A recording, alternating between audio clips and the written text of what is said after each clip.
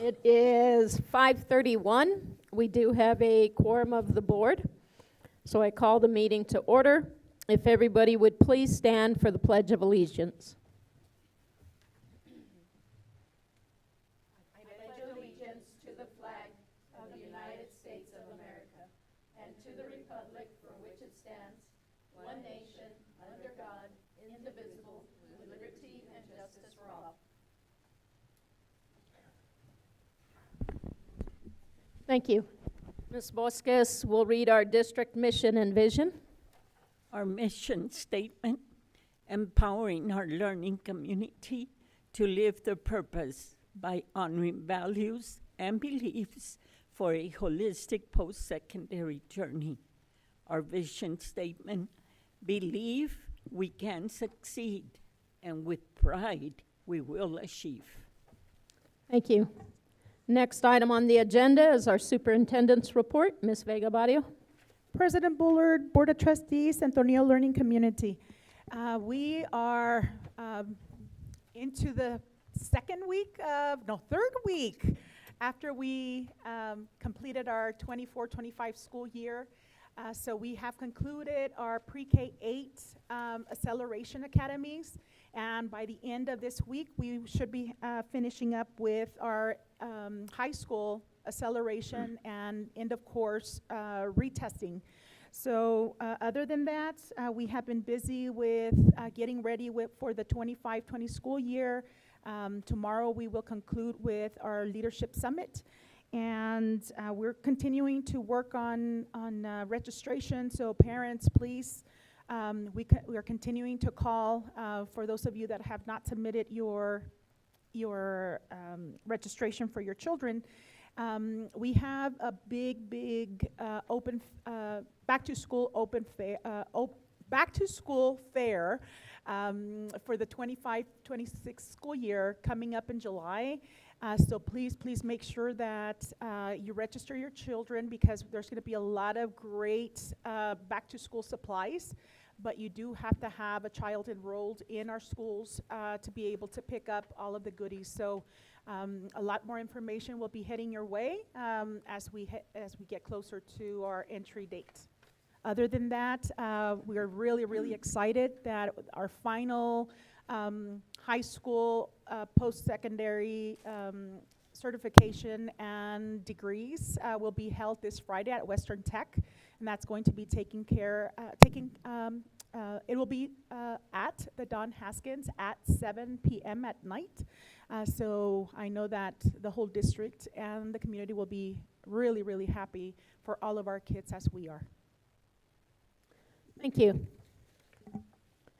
Next item on our agenda is open forum. We had nobody sign up, so we will move on with our Lone Star governance, our student outcome monitoring. Our first is Tornillo High School, Mr. Olvera, with the CCMR update. Good afternoon, President Bullard, Board of Trustees, and Superintendent Rosy Vega Barrio. So this afternoon, I'm going to go over the CCMR outcome and goals. So on top, you'll see the outcome goal that we have for this coming up to the year 2029, and the yearly target goals. So the ones in yellow on the top, those are the target goals that we've set as a district, and then on the bottom in orange is what we've actually achieved. So the CCMR is always 1 year behind, and then so when you see that college, career, and military readiness, there's an asterisk on the 91, because that's when we started and we had met that goal in that came from the 22 and 23 year cohort that counted for the 2024 school year. So moving on to this year, for the 2025, the cohort that's going to be based out of that CCMR is the graduating class of 2023 and 2024, and we were at an 85% during that time. The graduating class that just finished, that's a couple of weeks ago, the goal for 2026 is going to be a 94%. We're looking at maybe hitting that 94%. There's a disclaimer there. So we have teaching and learning certification that's on campus on site. Well, we're having to wait for the kids to get fingerprinted in order for us to close out that certification. So There's still 5 kids that we know that we made the appointment. We've been calling to make sure they're going for their appointment, but we still have 5 kids that are pending. So if those 5 kids were to go and complete their fingerprints, we'd be sitting right at 94%. So we're just waiting on those teaching and learning. The other ones have already finished their fingerprinting for that. So that's what we're holding back on the certification. Any questions? No, ma'am. No. Thank you. Thank you. Which I guess you can stay, because next is our preliminary EOC results. So here for the preliminary EOC scores, on the first page, you'll see just a preliminary summary on that table, which has you can see the algebra, the US history, English 1, English 2, and bio by approaches, meets, and masters.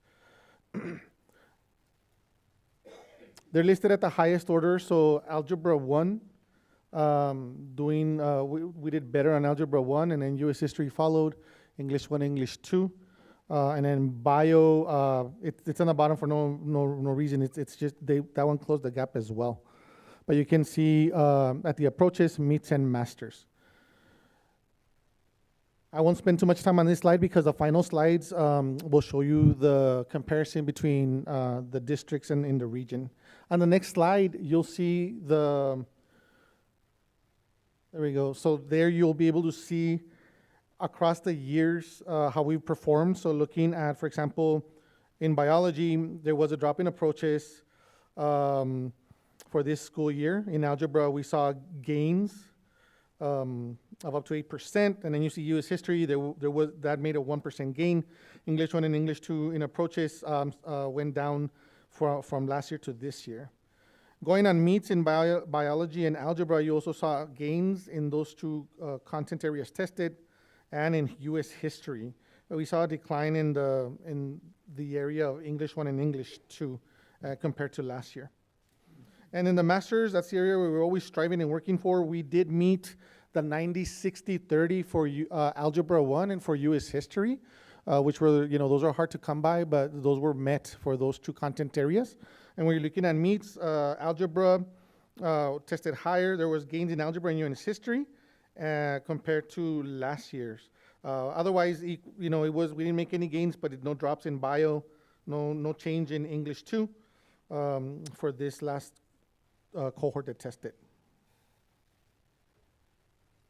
On the following slide, you just, at a glance, you can see it by state, region, and our high school. So you can see at approaches, the state was at a 76 for approaches, 47 and 29 respectively.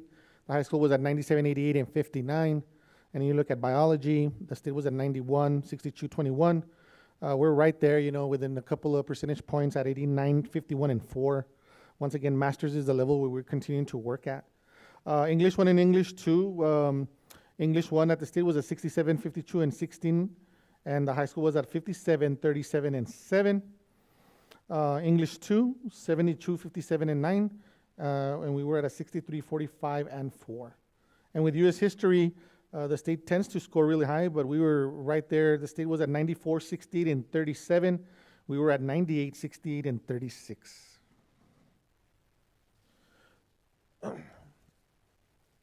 So looking at English 2, you have the districts by approaches, meets, and masters. And what I did there, I just took the student achievement. So what you do there is you just take the approaches, meets, and masters. You divide that by 3. And so I ranked them so you could see how we rank compared to the rest of the region. So Tornillo, you can see where we rank at 61, 43%, and 4% for masters. For English 1, once again, looking at the student achievement, we did a little bit better. We were at a 56, 36, and 7% for masters. And then you can see the rest of the districts in Region 19.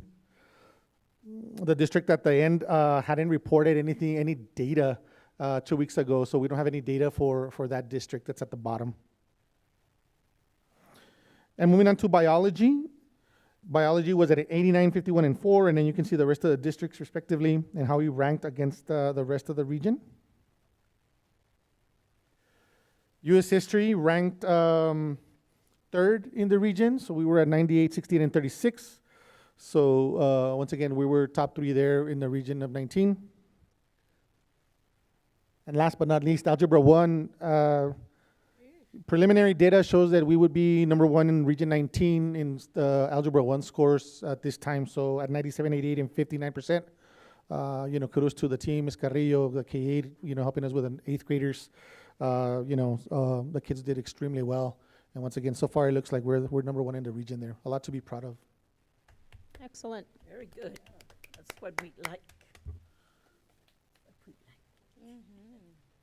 Any questions, comments?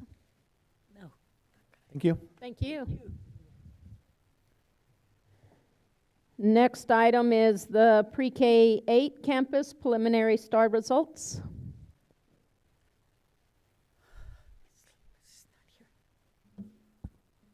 Good afternoon, President Bullard, board members, and Superintendent Rosibeka Barrio. I'm here to present in on third grade data.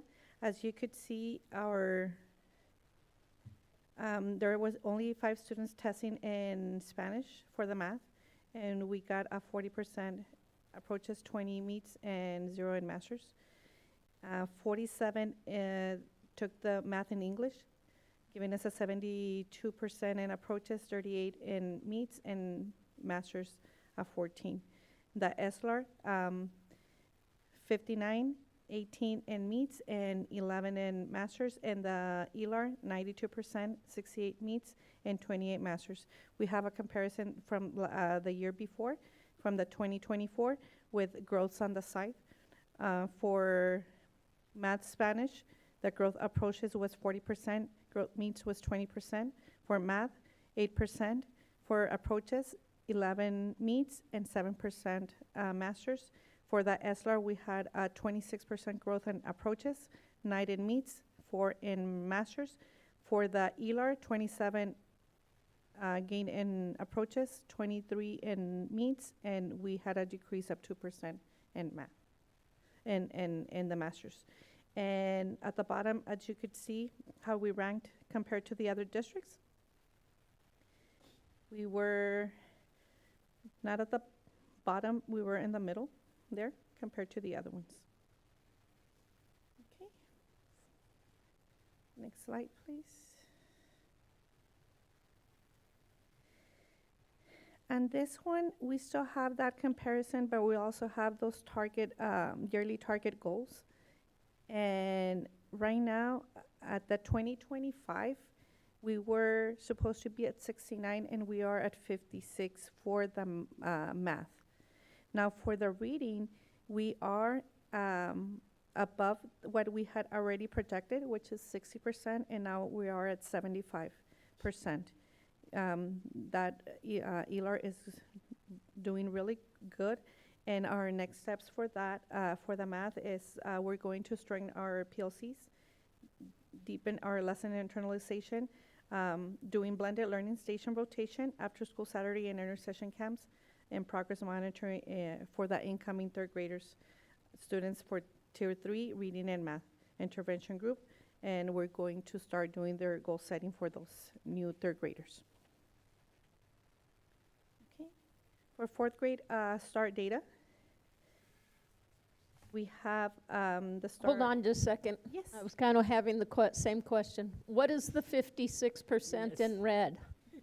And red on that one, we got it from adding the math Spanish with the math English, dividing it by 2, and that would give us a percentage of all our students. The same with the 75%. That is when we added the 59 approaches and the 92 approaches for ESLAR and ELAR, and dividing it by 2. And that's in the meets. Yes. Okay, but that's in the meets, but the goal states approaches level or above, which is 69 for the math, For the math, yes. with the 2 combined. Yes. Okay.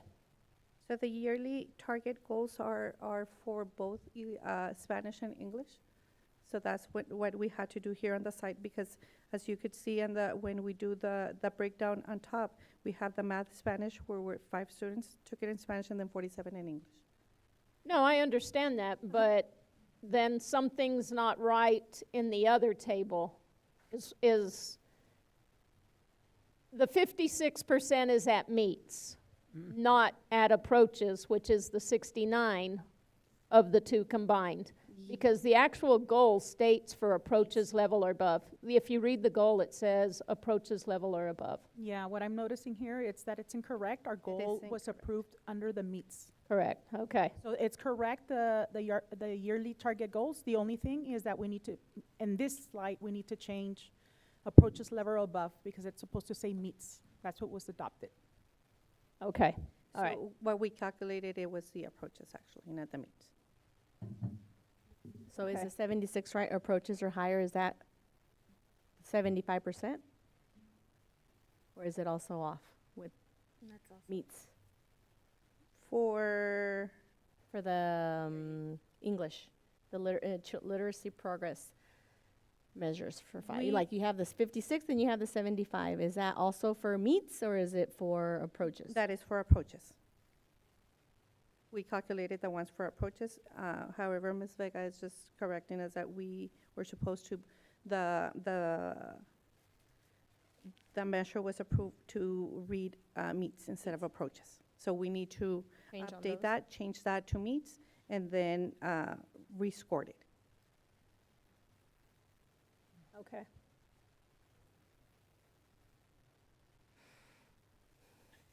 Okay, so continuing with 4th grade, we also have the same breakdown for math, Spanish. 4 students took it, nobody passed, those are our newcomers. Math, English 50, 76% approaches, 52 meets, and 26 masters. ESLAR, 27 students took it, 62 approaches, 33 meets, 14 masters, and ELAR 27, 74 approaches, 48 meets, and 14 masters. We have the comparison, and we did make growth on math, English, on all approaches, meets, and masters. In ESLAR, we only made 5% on the approaches, and we didn't have any growth on meets, and we had a decrease of 2% in masters. For the ELAR, we had a decrease by 6% on the approaches, and however, we gained 12% in the meets and 3% in the masters. There is a comparison as how we did based on the other districts. We are at 70% for the math and 69 for the approaches. We are on the same, like for the math, we are not at the very bottom. We are in the middle. The reading, we are the second to the last in the bottom. On the 4 students that didn't pass on the Spanish, were they fairly new students, or They're newcomers from Mexico, and what we're noticing is that before we used to have the students that would come in very strong in math. I know, too. I know, and now is not the case. I don't know what it's happening. I know that a lot of our parents are sharing that they are not, they don't have full day classes. They were at a period of time where they didn't have teachers, and there's some, so we notice those big gaps now from the students that are coming from Mexico. Okay, 5th grade. 5th grade, we have 1 student take it in Spanish, did not meet. 49 in math and English, 57 approaches, 18 in meets, and 6 in masters. ESLAR, 13 students took it. 38 approaches, 7 meets, 0 masters. 37 in ELAR, 67 approaches, 40 in meets, and 21 in masters. That would give us a growth for the math of, we decrease 17% in approaches and 2% in meets. The SLR, we also decreased on that one. Actually, all fifth grade, we all went down. The only one that we had 1% increase was in the math for masters.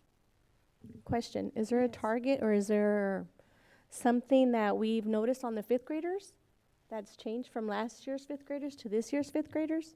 Um, There's such a difference. Yeah, it's huge. Yes, and you know what I can say is that we did have, and right now we're gonna go over the comparison when they were in fourth grade compared to this. We did had, so those, the math, I know we had, our teacher, was not in She was in out. the campus, all year. She went on maternity leave at the beginning of the second semester, which is when we're targeting, so that, I mean, even if we don't want to, it does affect the instruction. We did put in our instructional coach there. However, it's not the same, it's like for that. But it should take over. So was our instructional specialist for math there? She took place? With, and we had an aide also with the students, so we worked hard on bringing that up, and it was just, it didn't, the scores show it, and there's nothing else that, I mean, we would love sometimes not to have those teachers outright, but things happen, and she was out. Okay, Thank you. you're welcome. And there's a comparison also as how we did on the other grade levels, at the other regions, I'm sorry. So for fifth grade math, we are second to the bottom also on that one, and in the reading, the same too. So yes, that grade was not our best. We didn't get our best data from them. And now on the next slide, for science, one slide back, Ms. Rachel, please. Thank you. For science, the comparison, so this year they had a 38 approaches, 10% meets, and 4% masters. We did go down a couple of percentages also from last year. And we were at the very bottom in the region. I can tell you on that one, we had new TICs that we were working with them, and we continue working with data analysis and see how we're going to be working with those new TICs and trying to understand them, breaking them down, and doing all this. We noticed a lot of the new TICs, we needed it to have a little bit more, we need to really target how we're going to be doing those in the open-ended writing responses in the science. That's what it's hurting us the most. And we are planning for lead forward science training so that it can help us improve our science scores. Okay, sixth grade. Okay, sixth grade, it was a total of 42 students in math with 60 in approaches, 34 in meets, and 4 in masters. Compared to last year, that one, we only decreased in the approaches by 5%. However, we had a growth of 19% in the meets and 1% in the masters. For the RLA, 42 students, 68 approaches, 43 meets, and 19 masters. We had growth of 7% of approaches, 8% in the meets, and 7% in the masters. So this grade did a lot better.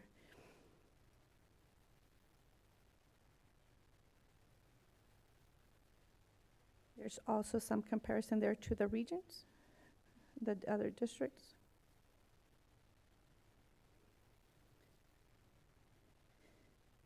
For the math and the reading. Okay, next slide, please.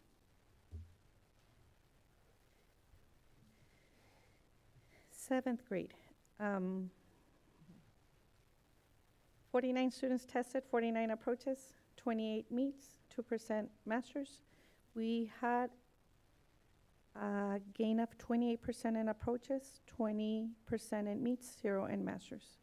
So it was good percentages that went up.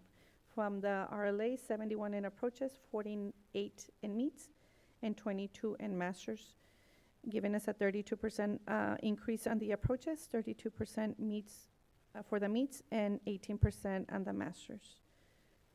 As you can see, the comparison from the other districts, they, on the math, for some reason, everybody is below.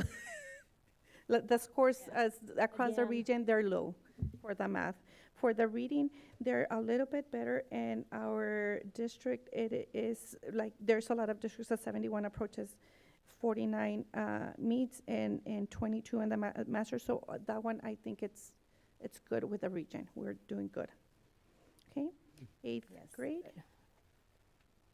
For 8th grade, we had 45 students that took the math with a 43 in approaches, 6 in meets, and 0 in masters. That one, we did not gain any approaches, meets, or masters, so we decreased by 34, 50, and 23% in the math. The RLA is 54%, 71 approaches, 45 meets, and 13 in masters. We only decreased in the approaches, so we went up 3% in the meets and 2% in the masters.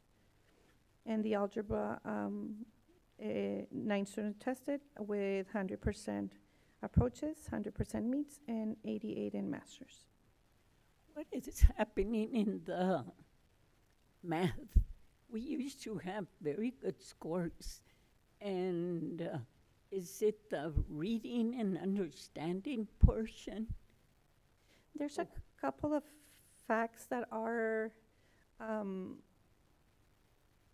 causing this maybe to go down, and I can say our teacher is working very hard with them.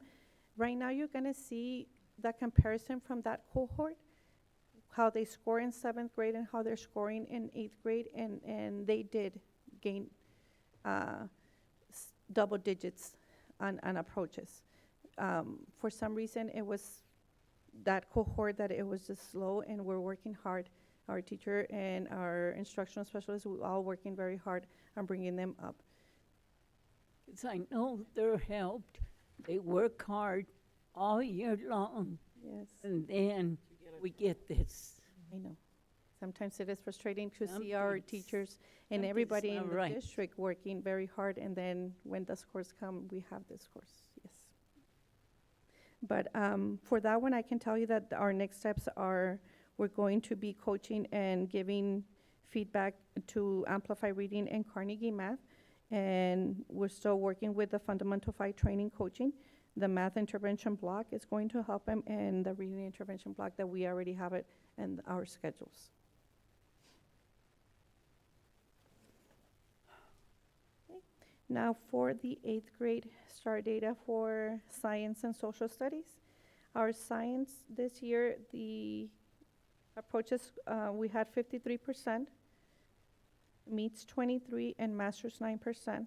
We decrease in all overall. And the social studies approaches 51, meets 23, and masters 13. And that one, we decreased only on the approaches by 1%. However, we did increase in the meets and in the masters.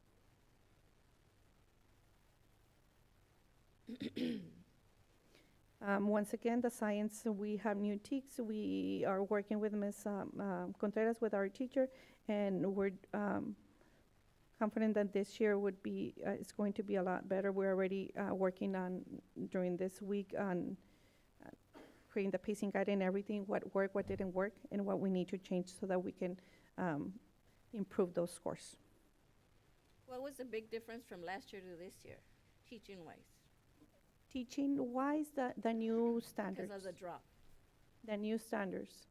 There are a lot of new standards that the teacher had to really work in understanding so that she could deliver the lesson to the students on the way.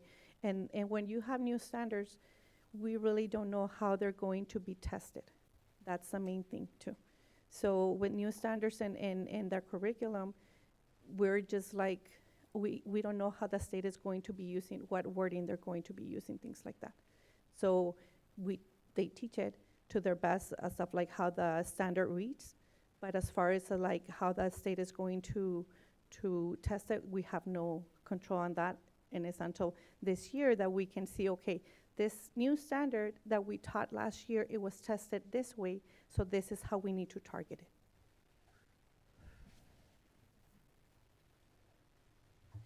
Okay, next slide, please. Now, as you can see here, this is a comparison of by cohort, so that you could see for 8th grade, the math that we were like, okay, what's going on here, right? It is concerning. However, when they were in 7th grade, the approaches, they did 20% compared to this year, 43. So there was actually a 22% increase in that one. The same for the reading. The approaches from a 39, it went to a 71%, a 32% increase on the approaches. The meets 29 in the 9. Now we're looking at the same cohort, so that's where I was telling you that for some reason this cohort, since we've been following it, their scores had been low. Now this was a huge increase, double digits, right? 22%. We will like better, right? We will like what our district, and we all are pushing for the 90-60-30, but we are going in the right direction, I feel. Now for I might say this is the group of students that we have been tracking since 3rd grade. This is the cohort you all were asking what's happening with 7th grade scores. Remember, those are the kids that we shut down during COVID in 3rd and 4th grade. Well, actually at the end of 2nd grade and 3rd. So when the kids came back, that's when our intermediate got really low scores and we were under a tip. We're able to accelerate, and then last year we began a tip at the middle school under the same cohort. So we've been working with these kids for quite some time, and this is the first time that we see double digits increases with this cohort. Okay, continuing with the other one with 7th grade, when they were in, this one is a cohort that as a 6th graders, they did 65% in approaches and 49 in 7th grade. So that one, it was a decrease in 17%. However, our meets went up by 14%, growth in masters is declined by 2%. That was the math. And then on the reading, from a 61 when they were 6th grade to a 71, giving us a 10% increase in the approaches, 13 in the meets, and 10 in the masters. Now our 6th graders, this one when they were 5th graders, and on this one I just want you to point out that when they tested as 5th graders, some of those students tested in Spanish too.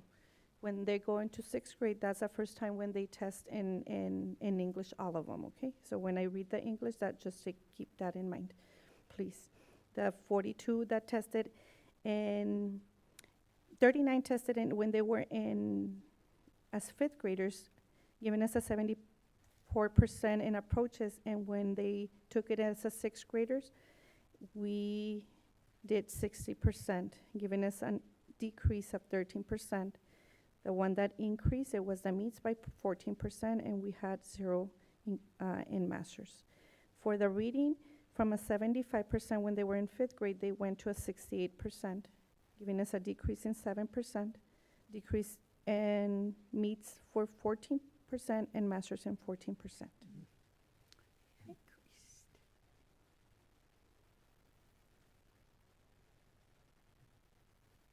Now we're doing the 4th graders when they were in 3rd grade. For the math, they had a 66% in the approaches, 57% as fourth graders. They did dropped on approaches, meets, and masters.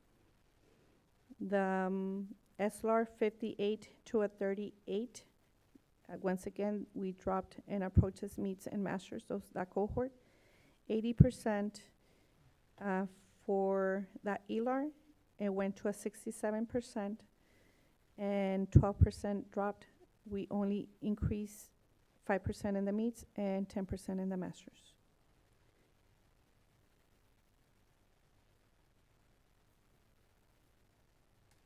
Okay, so, I'm sorry, that was a fifth grade. Now, the fourth graders, when they were in third grade for math, they did a 66% in approaches compared to a 76% in approaches in fourth grade, giving us a 9% increase in approaches, 10 in meets, and 18 in masters. That SLR from a 33% to a 62% in approaches, 30% in approaches increase, 23% in meets, and 8 in masters. For the ELAR, when they were third graders, 65% in approaches to a 74 in fourth grade, giving us a 9% approaches increased, 3% meets, and we decreased by 15% in the masters. Our third graders, we have no data, no comparison, and those are the scores that they got that I presented at the beginning. Have any questions?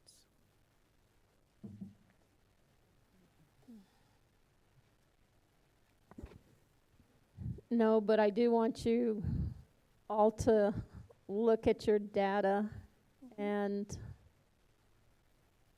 don't shoot yourselves in the foot sometimes, because if you look back at your STAR 2024 fifth grade, and if you combined your Spanish and your English, which you do when you go to give like the overall percentage, that would have been a 61%.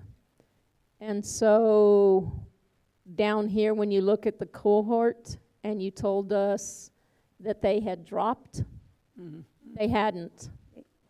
They actually gained 7%. So because you're only counting your students that took it in English and not counting your students that took it in Spanish. So definitely don't hurt yourselves on your data. Make sure, and because it's a gain. Your sixth graders actually did gain in their reading. So, Thank you. anybody have any questions? No, ma'am. No. Thank you.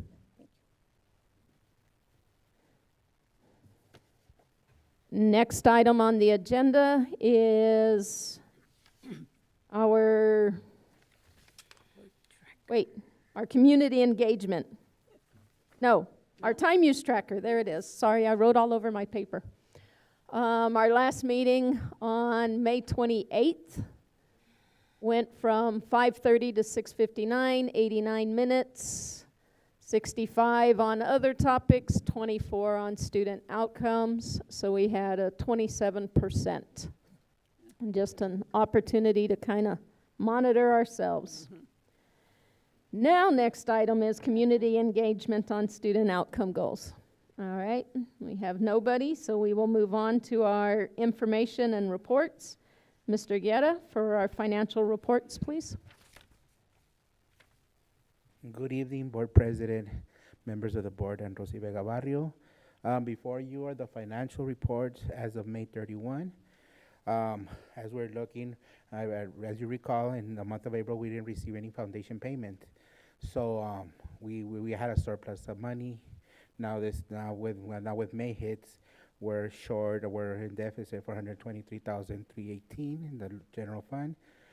We budgeted $530,297 to be in deficit for the remainder of the year. So we're about in the same place, but we're still going to receive payment for May, June, and July. In August, we don't receive a payment. So we're going to probably hit that number. As you can see, our bank statement, we still have a 5.0, where we're expected to end with a 5.08 in fund balance. So it's there. and we're just moving along, waiting to see what the state's gonna do and what's gonna happen. Any questions? Love a waiting game. Anybody have any questions, comments? No, ma'am. Thank you. Next item is alternative security measures. Mr. Garcia?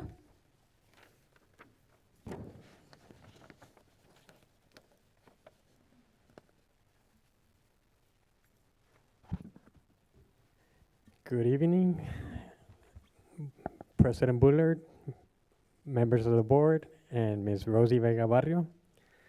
As you're aware, have been using we have been hiring our sheriff, school resource officers for the past 3 years now. This is the end of the 3rd year, so we're going on to the 4th year. Unfortunately, until recently, a portion of the costs associated to funding the SRO officers were coming out of the TA's Safe Cycle 2 grant, and that has been exhausted already. So starting next year, we don't have any grants to help fund for those 2 SRO officers. So the district is considering the implementation of a school marshal program and or a school guardian program, either or, both of which are permitted under existing legal policy. CHASP has also provided the recommended language to incorporate or amend that into our local CKE policy, which we will review on a separate line item later on. If you turn to page 59, HB requirement, the House Bill 3 mandates that all public school districts have an armed security officer at each campus during school hours. There's a good cost exception, and that is if the district is unable to meet this requirement due to the financial or staffing constraints, it can claim a good cost exception and develop an alternative plan. And that alternative option is to include either a school marshal or a school guardian program, who are trained employees or contracted individuals authorized to carry firearms. I did provide the sources from CHASP, TA, and the Texas School Safety Center. Unfortunately, the link, when I converted it from the PowerPoint to the PDF, it got removed, but I can go ahead and email that to you all afterwards. On the next page, you can see the SRO Officer Project Payment Plan that Mr. Guerra provided. As you can see, for one and both SRO officers, also includes vehicle 1 and 2. So going on to year 4, we're looking at a combined total of $167,000 to keep them with the district, and so the price seems to be increasing every year, as you can see the payment plan. Okay, so we're gonna go to the next slide on page 62. In the Texas Public School District, a school marshal is specially trained and licensed peace officer, while a school guardian is a school employee authorized to carry a firearm. But not necessarily with the same training or legal authority as a school marshal. So on the next slide, we'll go over the general detailed differences between the two. Under the school marshal program, the role is licensed peace officers with law enforcement powers within the school district, including the ability to make arrests and use force. Whereas in the school guardian, the school employees, often teachers or other staff, who are authorized by the school board to carry firearm for the purpose of school safety.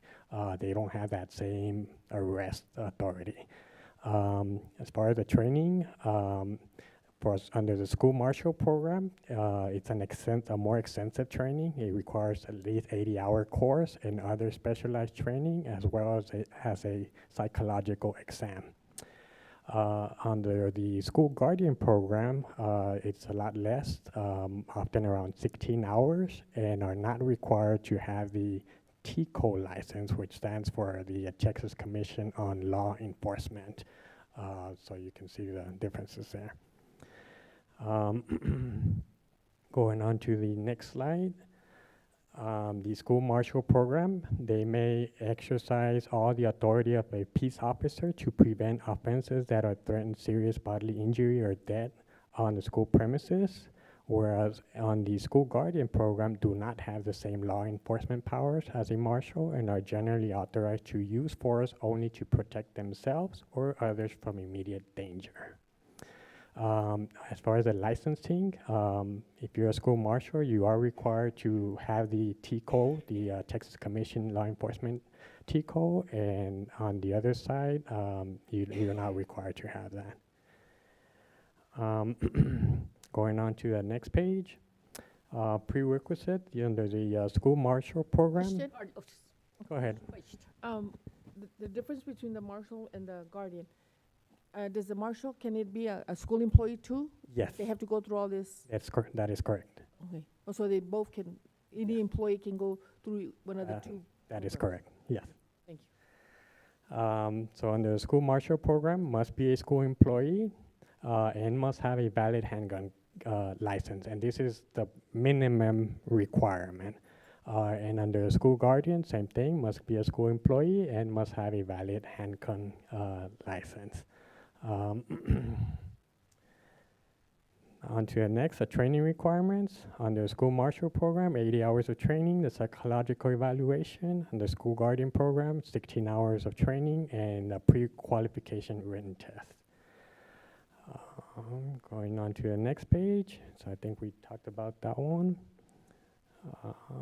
Let's see. And then the one-time cost. This is some preliminary numbers that we receive through one source or one vendor, so to speak. So we can, we've only received proposals from the actual school marshal program and the school guardian program at the Texas level, but under the school guardian program, there's other trainers locally that can provide training. So this was an actual vendor outside of the city, so their cost came up a little higher. Regardless of the cost, either one would be significantly less than hiring a full-time SRO officer. So a lot of the cost is really preliminary. What's gonna drive the decision is once we get past this first level of approving the policy first, and then drafting the guidelines and getting into the details on exactly what the district wants as far as the type of employee, the requirements, the training, so that then we'll be able to get a more formalized proposal. And so this is just kind of like a preliminary cost, and with the assumption that we want to pay a stipend to these employees of $2,500 per employee. That could be less or more. That'll be a decision that the district will move forward with the recommendation of our superintendent and safety committee.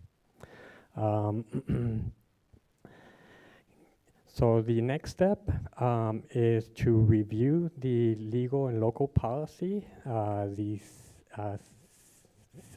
CKE local policy. Our current policy indicates that the district utilizes both SROs and security officers authorized to possess firearms. So that will on the next item, we'll ask the board to consider the amendments to that. If that gets approved, the next step would be on page 71. The safety committee would draft and approve the guidelines and procedures. This is where we would outline the eligibility requirements, training and evaluation requirements, and then bring it back again for board approval, and, before that moves forward again. So the guideline and procedures, Ms. Vega was able to get a sample draft from Sierra Blanca ISD, so we don't have to reinvent the wheel there. We'll use that draft as a starting point for us and go from there. And you'll see the draft starting on page 77 on. It's like a 4 or 5 page draft that you can start reviewing. But for today, the only thing that we're gonna request in a moment is to approve the changes to incorporate the local policy, to incorporate both programs. So any information, any questions? Question, so do we actually have teachers who want to participate in this program that you know of? We have not sent the survey out requesting that information. I did speak to both of my safety officers, and they're both willing to participate under the either the school marshal program or the guardian program. We have not asked other employees, and in order to keep some anonymity, anonymous, I don't think we want to say who would be willing to say at this point, because some might want to keep that information confidential. Thank you. Any other questions? Thank you. Thank you. Thank you, Carlos. Next item on the agenda is the senior trip. Mr. Olvera. Good afternoon, President Bullard, Board of Trustees, and Superintendent Rosy Vega Barrio. I'm going to go over the information for the senior trip for 2026. So the students would be leaving during March, the intersession, when we're out for break. And this time, instead of flying out for this cruise ship, they would be driving out to Galveston. The trip is insured, so if something happens along the way, there's an insurance that's gonna be paid by each student, and that way they'll be responsible for any issues or transportation issues or costs that are accrued along the trip as they go on their cruise. So there's no flight involved, there's no extra hotel. They can go straight to Galveston and go straight to making sure that they get on their cruise ship out of Galveston, Texas. Additional information, they are going to be departing, and then they're going to go through the 3 different stops, 2 different islands. They're going to have their chaperones. Everything will be paid based on the dates that they've confirmed with the travel agency. And everything's going to be paid through the travel agency, so that if there's any issues, they can be handled outside instead of with a sponsor, just with the person running the Carnival cruise ship. I have a quick question. On the memo, under budget impact, it mentions this will include a bus that takes them to Galveston. But that's one of our buses, according to later in the packet. So is it our bus, or are they renting a bus?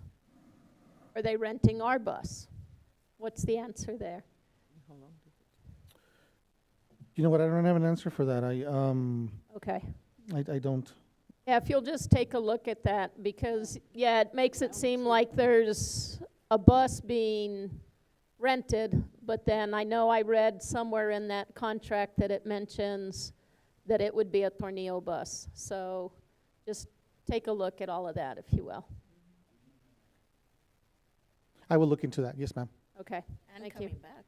Yeah. Right, and coming It back, says yes. round trip. Yeah. What about passports and all that?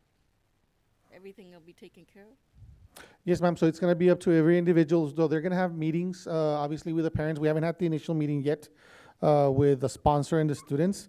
But yes, at that moment, they'll go over the required documentation and what they're responsible for that trip. Yes, ma'am. Yeah, I found it. It's the very first sentence. Students and chaperones will ride Tornillo activity bus from Tornillo High School to Galveston. So, But then yeah. that bus has So you might want to take a look, yeah. I will verify that, ma'am. Yes, ma'am. Thank you. but then that Yeah. bus has to come back home and then after they Right, come and back, go they have back. to go back and Exactly, We should rent a bus. yeah. Or have the bus driver go to the cruise. Take the bus driver, I will I'm getting my license tomorrow, so, take the bus driver on the cruise with you. right? Yes, ma'am. All right, so yeah, just take a look at all of that, please. I will. I sure will. Any other questions, comments? no, ma'am. Thank you. No, thank you. Next item on the agenda is the annual shack report. Ms. Rivero? Oh, Mr. Garcia.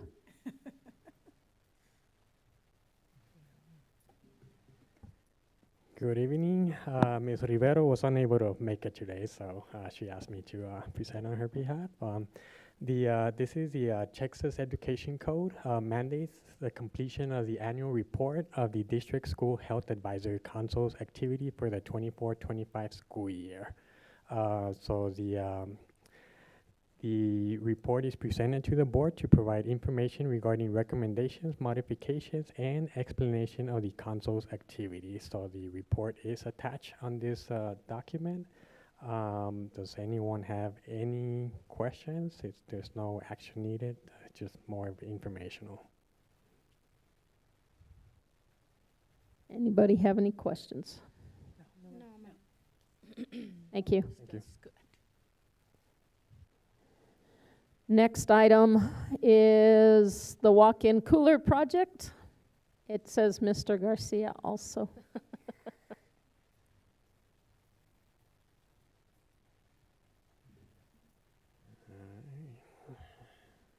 Good evening.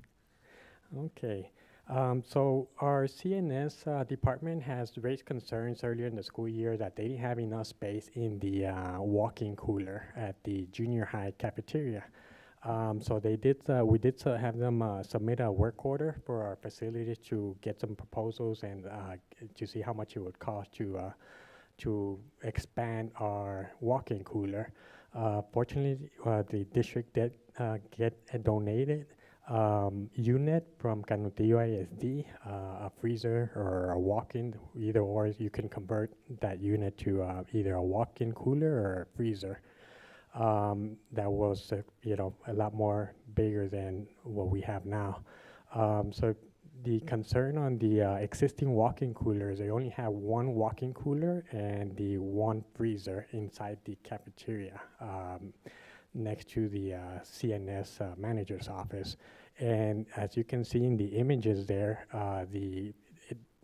they utilize a lot of these carts and tray carts to prepare all these meals beforehand. And so by utilizing all these cars, they had to constantly be moving stuff in and out of that really small walk-in cooler in order to be able to work throughout the day. So when we had our meeting with Mr. Estrada and Ms. Vega, we had our CNS raise those concerns and see if we could incorporate the additional expansion.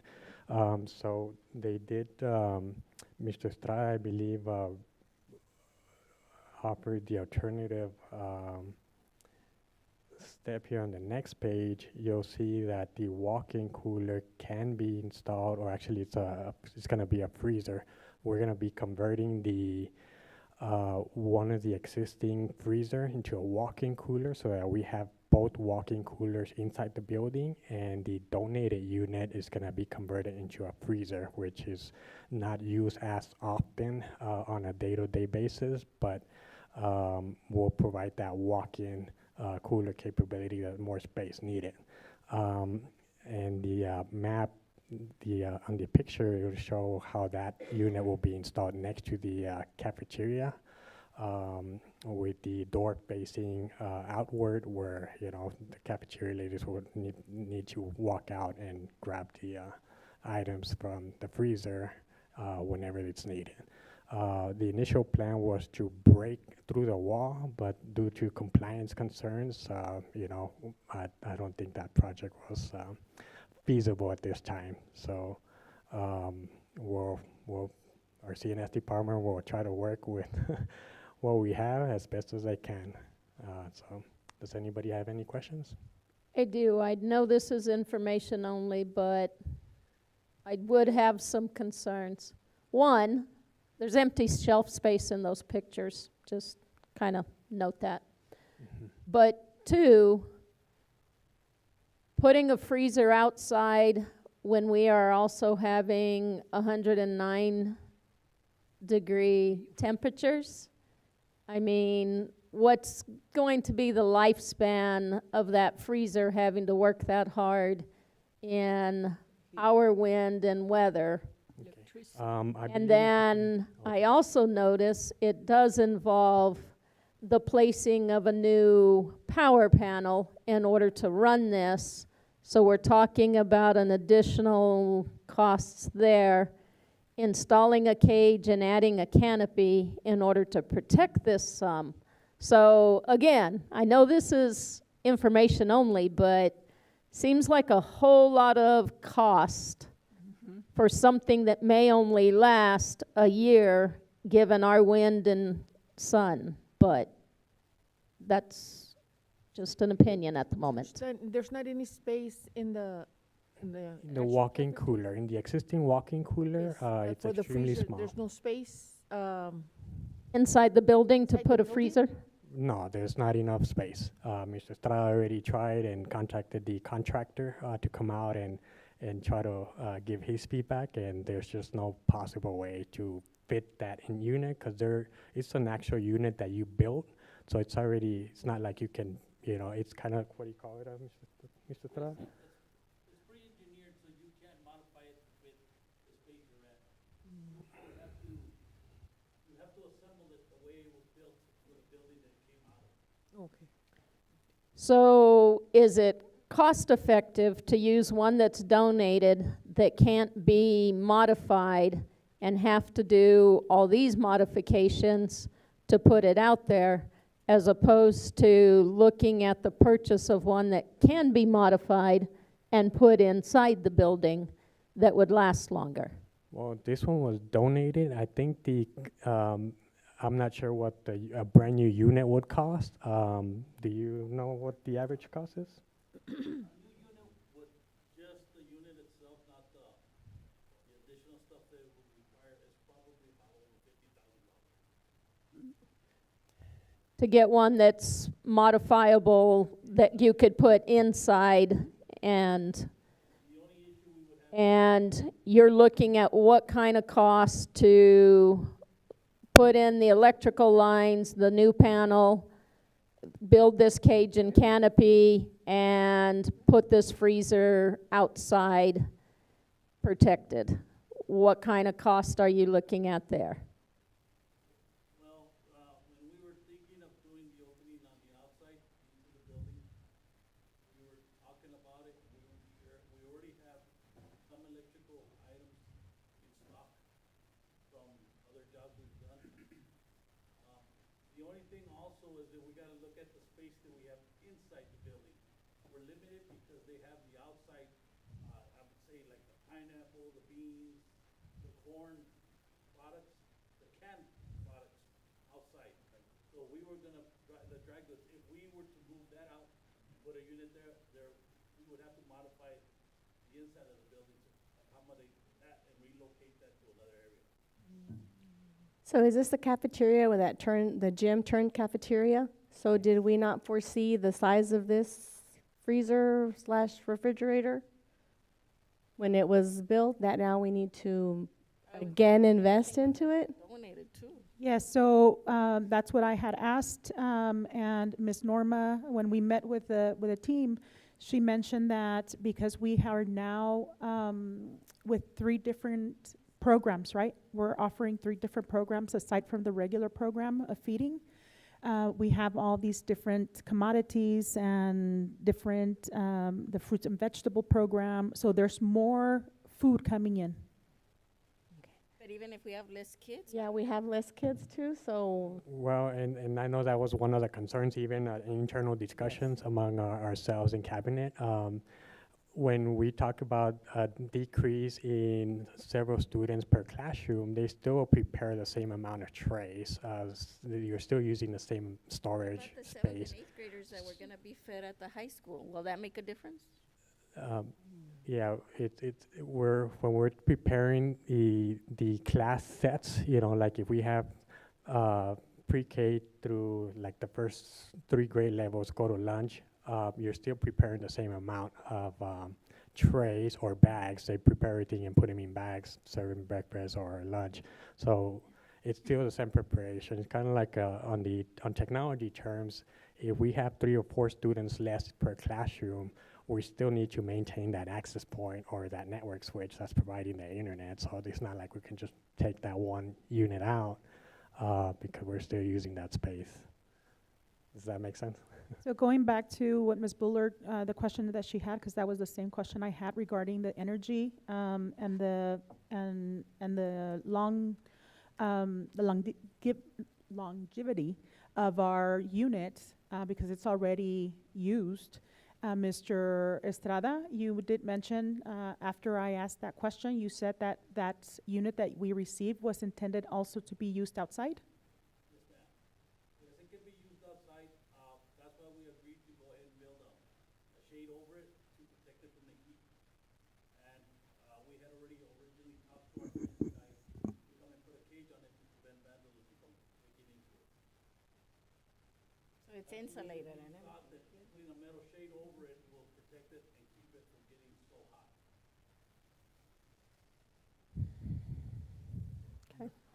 How big is the unit? The one we have is a 13 by 15. 13 by 15. The new one. The new one. And I think Mr. Vega down there had a question, the price. We still haven't heard what it would take to Installed. actually install this out there. I know that we had a blanket PO in the vicinity of $8,000, but we had to take some out and put back some in, so I don't think it's over 10,000 if I'm not mistaken. It shouldn't be, now that we adjusted it a little bit, it might be a little bit more because what we had agreed on is to leave we were gonna do a cooler outside and leave the freezer. Now that we're flipping that, we are gonna have to do a little bit of modifications, remove some of the units because the freezer and cooler units don't interchange. You can't, I'm gonna make this one a cooler and this one a freezer. No, the freezer unit has to stay with the freezer. It'll be moved outside. The cooler unit we have new will have to be moved inside and hooked up.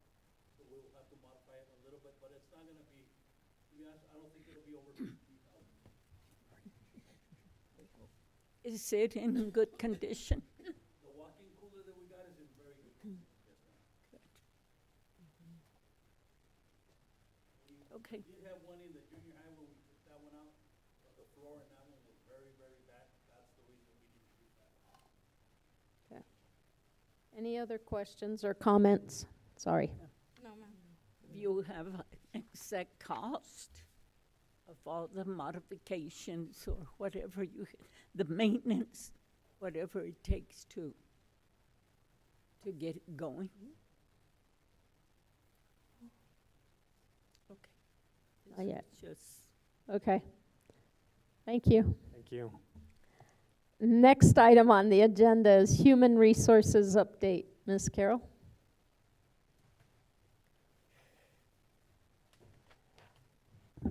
Yes, good afternoon, board members, President Bullard and Superintendent Rosy Vega Barrio. What you have in front of you is the end of year HR department update. As you can see, the biggest change we ever had in our with our employees is that the reduction in workforce. So I put groups in 4 types, which is the way we classify them as according to their pay. So we have our teachers, they're all on PGTL1, and you can see by grade level the changes that we've been having from pre-K through 4th. We also have our teachers from 5th through 8th grade and our high school teachers. Other than teachers, we have other personnel in that pay grade, the TL1, which is our certified librarian, our dyslexia teacher, and our instructional specialist in the district.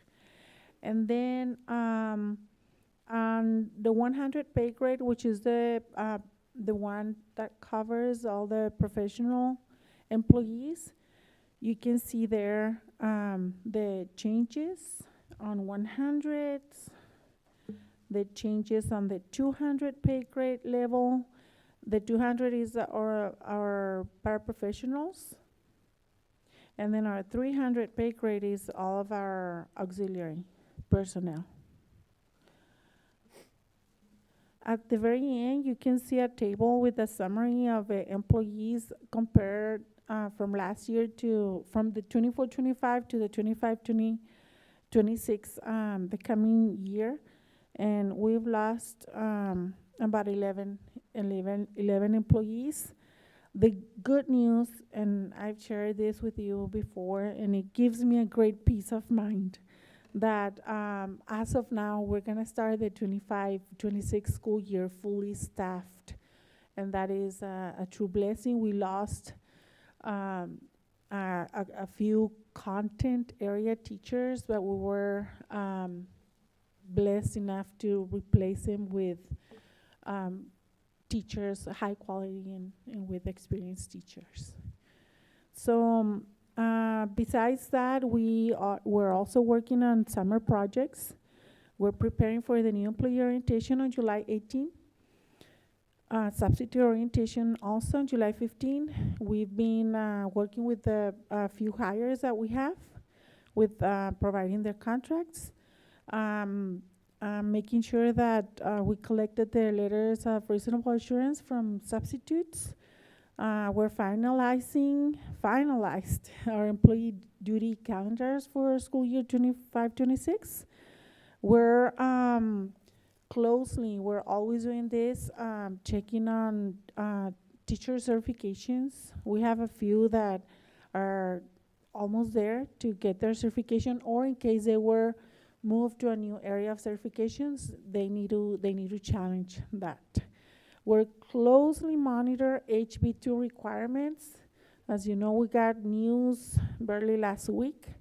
The application, we're still working with the teacher incentive allotment application for next school year. And with that, we're bringing training on SLOs next month. One training only for leadership, and this second date for all teachers. After today, we're gonna start working on the 25-26 employee salaries and stipends to enter them in the system. We're still supporting our teachers of a year for this school year. We're closely monitoring staffing needs and wrapping up employee separation. So we're very busy at the HR office. Do you have any questions?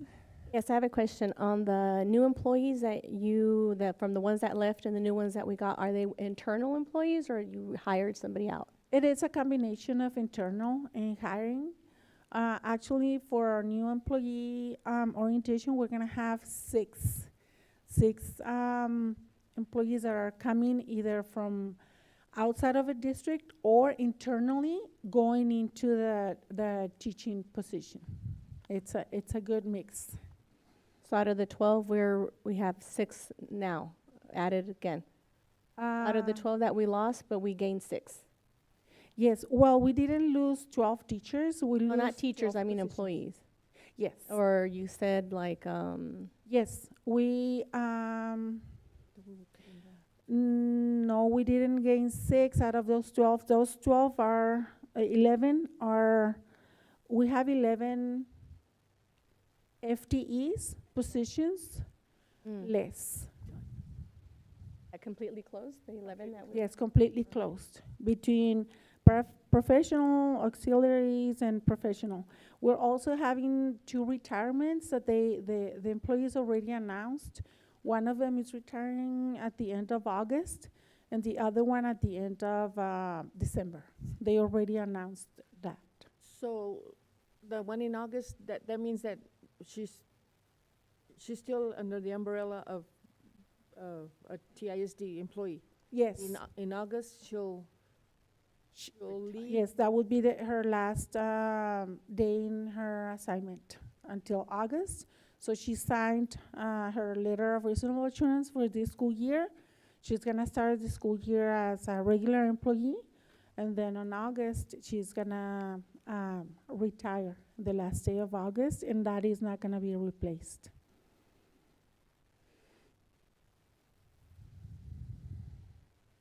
And she's one of our CNS employees. The manager.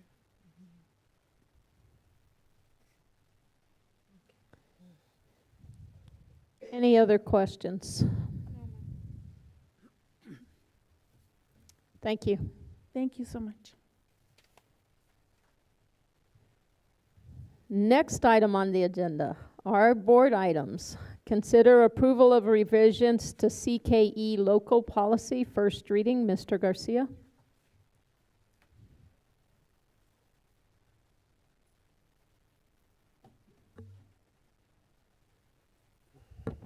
Okay. Good evening. Okay, so this is the district, the CKE local policy, which CHASP provided the revised language. The district is exploring the implementation of both the school marshal or the school guardian. So what we're approving is the amendment of having both of these programs into that local policy. It doesn't necessarily mean that we have to hire one or the other. That'll be decided after the district committee and the cabinet formalizes the procedures and the guidelines and all the other stuff. And then come back before the board for the final approval once all the details are ironed out. So the recommendation to the board trustees is to approve the revised CKE local policy as presented. If you scroll down to page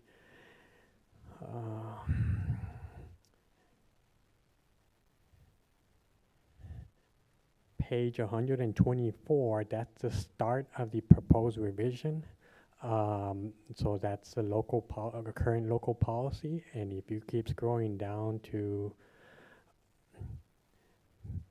page 127, in the blue letters, that's where CHASP highlighted in the blue font, the additional, what's being added to the current CKE policy. Does anybody have any questions? Any questions? No. I move to approve the revisions to CKE local policy, first reading as presented. I'll second. It's been moved and seconded to approve the revisions to CKE local policy, first reading as presented. Any other discussion? All in favor? Aye. Aye. Opposed? Abstain. Thank you. Thank you. Next item on the agenda is consider approval of blended learning grant stipends, master and associate teacher. Ms. Aguilar. Good evening, Board President Bullard, Board of Trustees, and Superintendent Vega Barrio. We are part of LASO 3 Strategic Operations grant, and as part of that, we are doing some different shifts. So pairing master teachers with associate teachers. So for example, an experienced teacher would be paired with a novice teacher to implement the blended learning model. And so we're asking that we have the $3,000 master teacher stipend and a $1,000 associate teacher stipend. They gave us a range of what the stipends could be, and that's the lowest we could go because ideally we'll be able to sustain this after the grant. I realize that with finances what they are, they might not be, you know, an option, but I wanted to at least make it workable if possible. But for the duration of the grant, we would like, we do need to have these stipends in place. Question, how many teachers are we looking at? We are budgeting for 5 teachers of each, 5 master teachers, 5 associate teachers. During the first, there's different phases to the grant, and so for the first phase, we need to identify at least 1 grade level for the campus, and then the second year, we would do 1 grade level per grade band. So we'd do 1 grade level K-2, 1 grade level 3-5, and 1 grade level 6-8. And then ultimately, the ideal would be to implement blended learning across all grade levels. Okay, and they're for teachers only? Like teaching teachers? For the master teacher, yes. For the associate teacher, it could be a paraprofessional or some other person. Tell me again the grade levels that you're hitting with this. So next year, we would need to do 1 per grade level band. So it'd be 1 grade level for K through 2nd, 1 grade level 3-5, and 1 grade level 6-8. So you're only doing 3 master teachers. That's the minimum. But we can, ultimately, we would go full-blown pre-K, well, K-8.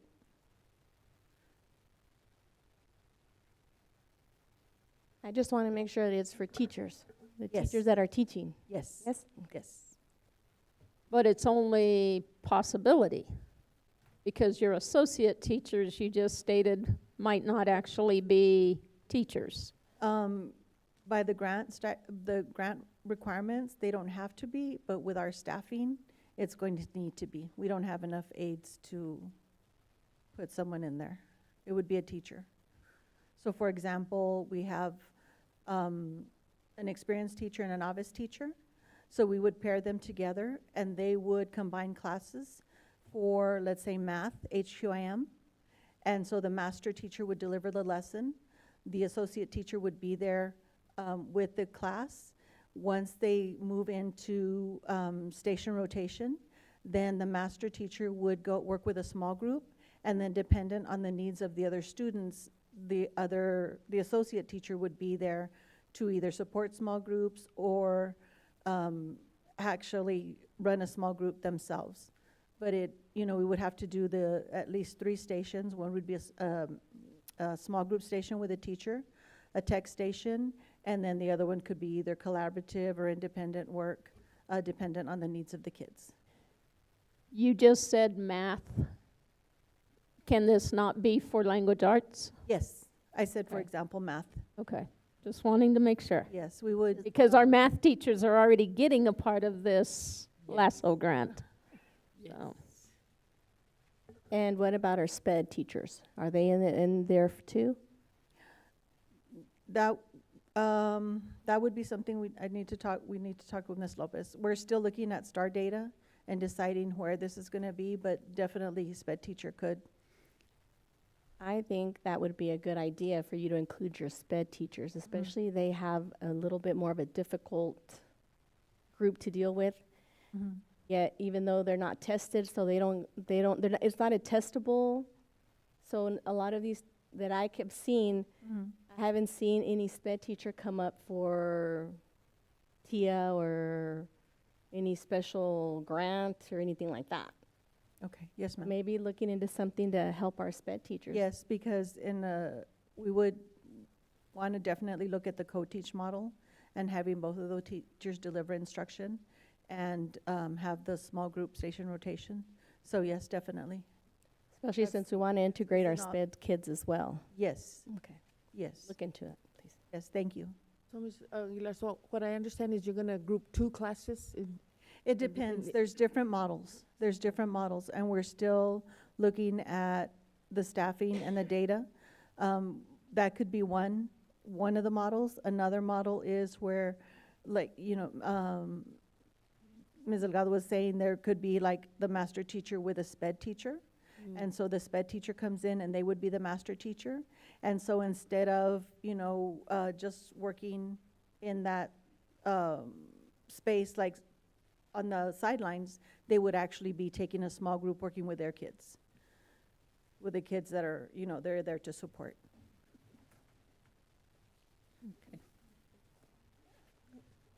Any other questions? No, ma'am. I'll move to approve the blended learning grant stipends, master and associate teacher as presented. It's been moved and seconded to approve the blended learning grant stipends, master and associate teacher as presented. Any further discussion? All in favor? Aye. Aye. Opposed? Abstain. Thank you. Thank you. I think I'm the next one as well. Oh, are you? I was going to say, you're just going to stand there? Okay. Consider approval of partnership with Region 11 for blended learning, professional development, and coaching. Ms. Aguilar. Yes, and also part of the blended learning grant is that we provide professional development for our teachers. One of the requirements also was that we attend the LASO 3 blended learning grant kickoff, which we did in May for Region 4. And they had different regions or vendors there presenting, their services. And Region 11 has been very strong in integrating HQIM with blended learning, and that's one of the things that we're really focused on. Last year, teachers spent a great deal of time learning HQIM and really learning how to internalize the lessons and deliver instruction. So this year, we're going to add the blended learning component. And so Region 11 would provide one-on-one coaching support for our teachers. The way it is set up, there's a Rider 49, and TEA will reimburse us. Once we pay them, we complete the PD. Region 11 will let TEA know, and then we'll be reimbursed for that money, all of it except for the travel. Since Region 11 is not near us, they have to travel to get here, so we would have to cover those costs. But with the reimbursement, it would be all covered by the grant. The reason we have 2 packages there is because TEA approves the packages they offer. And so we can't negotiate and say we'd like 6 teachers or however many teachers. We have to take the full package. So we're choosing to go with 8 teachers to get the ball rolling, and then they would support other teachers as we move forward. Where's Region 11? Region 11, gosh, I don't even know where they're. Amarillo? I think Is it the Amarillo area? Presidio. Maybe Amarillo. I think Yeah. I will have to look it up. Probably far west Texas, because I'm TAN thinking is it's- Dallas area. I think it's So- near Okay, I'm just Midland, maybe? I don't know. I don't remember. I can't be, not gonna lie.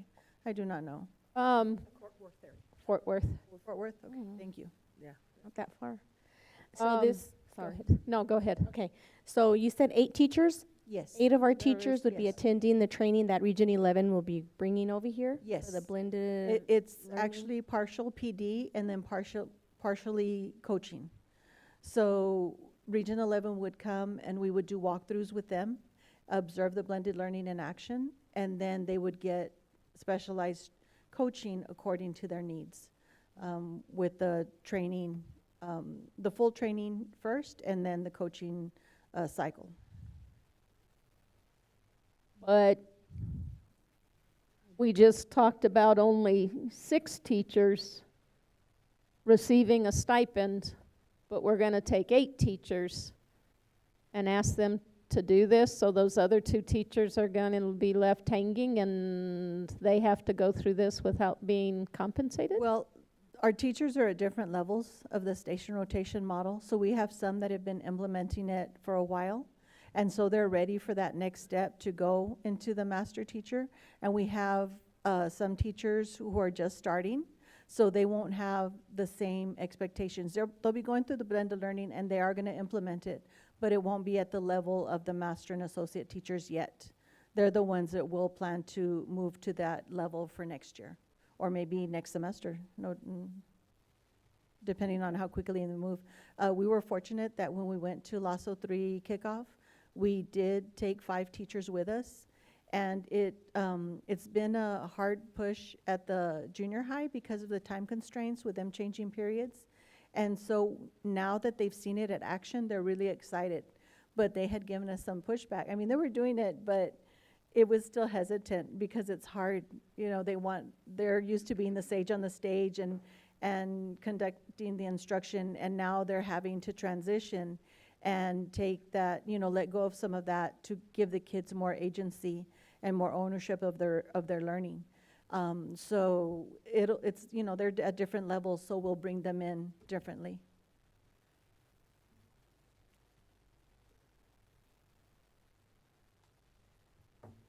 Okay, one other question, because I'm having a little bit of a problem understanding their quote here or invoice. So you said 8 teachers, so we're looking at the 62,001, but yet it says price includes up to 4 teachers. Yes, ma'am, So but they go at different, there's 2 packages. So they both say it. it's one semester and up to 4 teachers, and then underneath, there's another one that says 1 semester up to 4 teachers. Right, so And when they because of come, they're only looking at 4 teachers going through it at a time. No, they're Not- gonna do all 8 at the same time. It's just that the way TEA requires them to have the packages, they couldn't like double it. They sell us one package and then the other package. I know it doesn't make sense, but What is this for? No, that's not making sense at all, and that worries me financially. I get it that we're looking at package 2 based on the cost that you're saying, but even package 2 says only up to 4 teachers, whether it's semester 1, and it's semester 1 still. and then Both above semester on the blue, it says 10 coaching cycles for up to 8 teachers. Okay, so, So we're okay, gonna, I get it. First semester, we're not even looking at second semester in any of this. correct. They'll all Wow. go through it the first semester. 62,000 for 1 semester. Wow. It's covered But through we the will grant. get reimbursed. Yeah, it's covered through the grant. So- It's covered through the grant, and we will get reimbursed for about 50,000 of it. And then we'll put that back into the grant and be able to utilize it for either more PD or whatever the needs are. Okay. I'll move to approve the partnership with Region 11, for blended learning professional development and coaches as presented. It's been moved and seconded to approve the partnership with Region 11 for blended learning, professional development, and coaching as presented. Any further discussion? All in favor? Aye. Opposed? Abstain. Thank you. Thank you. Next item on the agenda is consider approval to replace AVID courses with Path College career course. Mr. Olvera. Good afternoon once again, President Bullard, Board of Trustees, and Superintendent Rosy Vega Barrio. So this time I'm looking for local board approval so that we can implement the innovative course to replace AVID. We now pulled in the Wicker strategies across the grade levels, and the training that with AVID, we become singletons pretty much. When I got here 3.5 years ago, we had a lot more teachers and staff that were covering AVID courses, and now they're doing core. So basically all the AVID courses were being done now by Mr. Hernandez. And so for us, looking at the district, we are able to go with this local credit, which still does, the collaboration, the college prep courses, looking for curiosity, dependability. It covers all these through the course description. And there's TEKs that go with the courses for students in grade levels 9 through 12. And so with that being said, we want to be able to replace AVID moving forward this summer with that course, which is the Path CC1 through CC4. Who's going to be teaching that one? Ms. Hernandez would teach this course, ma'am. Which Hernandez? Sorry. Ms. Joanna Hernandez. Yeah, she's good. I move to approve replacing AVID courses with Path College career course as presented. It's been moved and seconded to approve replacing AVID courses with Path College career course as presented. Any further discussion? All in favor? Aye. Opposed? Abstain. Thank you. No, thank you. Next item on the agenda is discussion and possible action regarding voter approval tax rate election or VATRE. Mr. Guerra. Good evening, Board President, members of the board, and Ms. Rosa Vega Barrio. Before You may have to speak louder. That Bef- microphone's not before picking you- up well. is the the history is that in the last 6 fiscal years, our M&O has been decreasing from $1.09 to 66 cents. Even though the state has increased, the county has increased property values almost by 8% every year. The revenue was around the same. However, in 2024, when the homestead exemption went from $40,000 to $100,000, we did take a hit. The state was supposed to give us back the money, but our average daily attendance was affected, and we didn't see that much money come in. So now that we're sitting at 66 cents, there's going to be another state compression that's coming up. We still don't know what it's going to be, but it's going to be at least in 4 or 5 pennies less. So I'm expecting it to be at 61.09, the tax rate for the upcoming school year. As discussed in the budget workshop, we depend on local, state, and federal money. The bulk of our money is from the state. There's an advantage where we could take advantage. The state money is composed of 2 tiers. Tier 1 is about per pupil and all the different weights in special education, CTE, bilingual, blah, blah, blah, blah. And it goes with ADA. The Tier 2 is leveraged with property levy and property values. So if we at the local level increase our pennies, which we have a maximum of 17, we're taking advantage of only 5. So you could only take advantage of 8 copper pennies and 9 8 golden pennies and 9 copper pennies.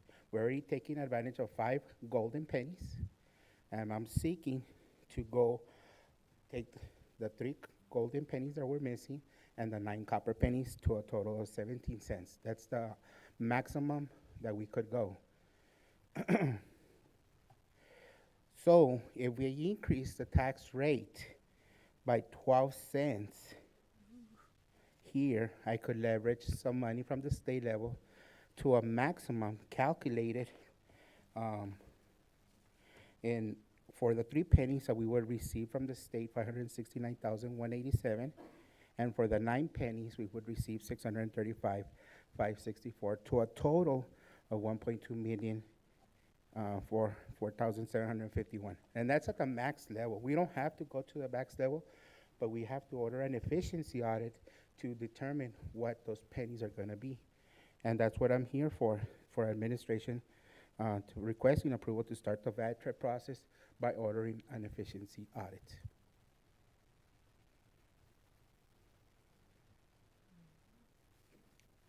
And furthermore, we're seeking, the state is gonna further and increase the state exemption from 100,000 to 140,000.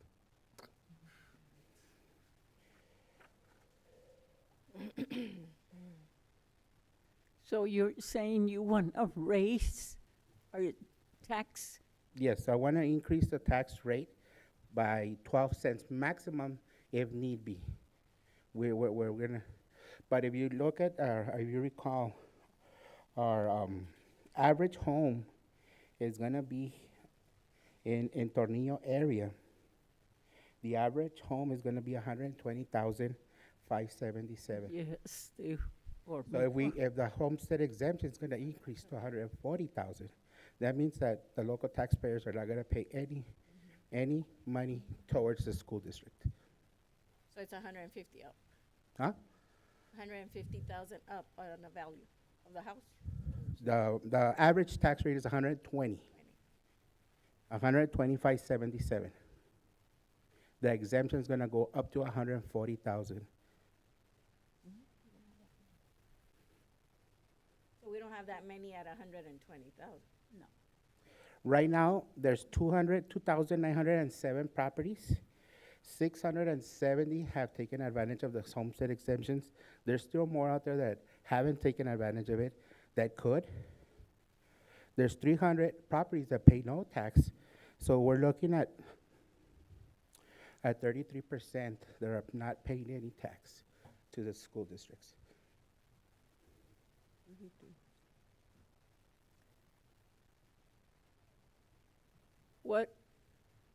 Why is that the exemptions for age and disability? Yeah, the age, the disability, the homestead. Something we can't. Yeah, the homestead exempt, but everybody could take advantage. If it's your only home, you could take advantage of the homestead exemption. Yeah, it's not even age and disability. I mean, anybody who owns a home can take advantage of a homestead exemption. Yeah, if they live there, right? Correct. If it is your primary home, you may file for a homestead exemption. I did not just say that out loud. However, I didn't know that. so this goes, if approved tonight, it goes to the voters as to whether that 12 cent, that .12 gets added on.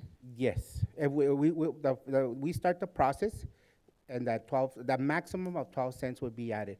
As soon as the efficiency audit, as we go through it, we could adopt less. We could go 8 cents, 7 cents. It just depends on what the efficiency audit is going to tell us.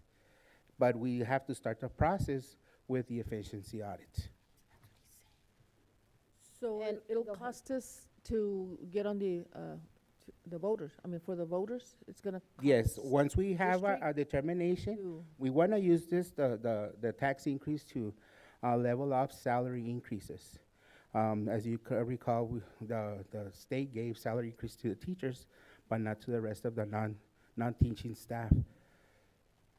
So we want to use that money to bring them up. Yes, but par. what I'm saying, so we have to put it on the ballot, but it's Yes, gonna we have to cost the put it on a district ballot. to put it on the ballot. Yes, ma'am. Yes. Okay. Yeah, we would have to do propaganda, put it on the ballot, announce, and then if you look at the timeline, we would have to, on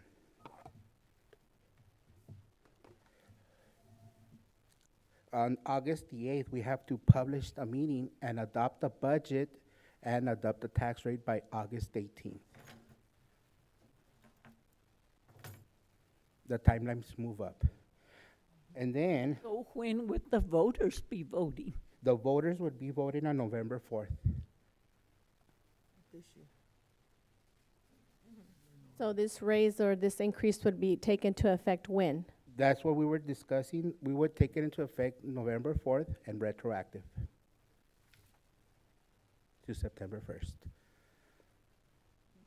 So another raise for teachers? No, this would be for the non-teaching staff. So what, and you've determined what percentage each We have been discussing, because when we were at the first part of the HB, when we were received $100 and some dollars, we were 125. We were expecting to increase the salaries across the board and salary schedules, and increase like the auxiliary support, give them a 10% raise, all the paraprofessionals 10%, and then administration at 3.5%. That equated on more roughly 125,000 plus fringe benefits. And then offer also, we have given step increase. This year we're not giving a step increases, so we would apply that for the teachers.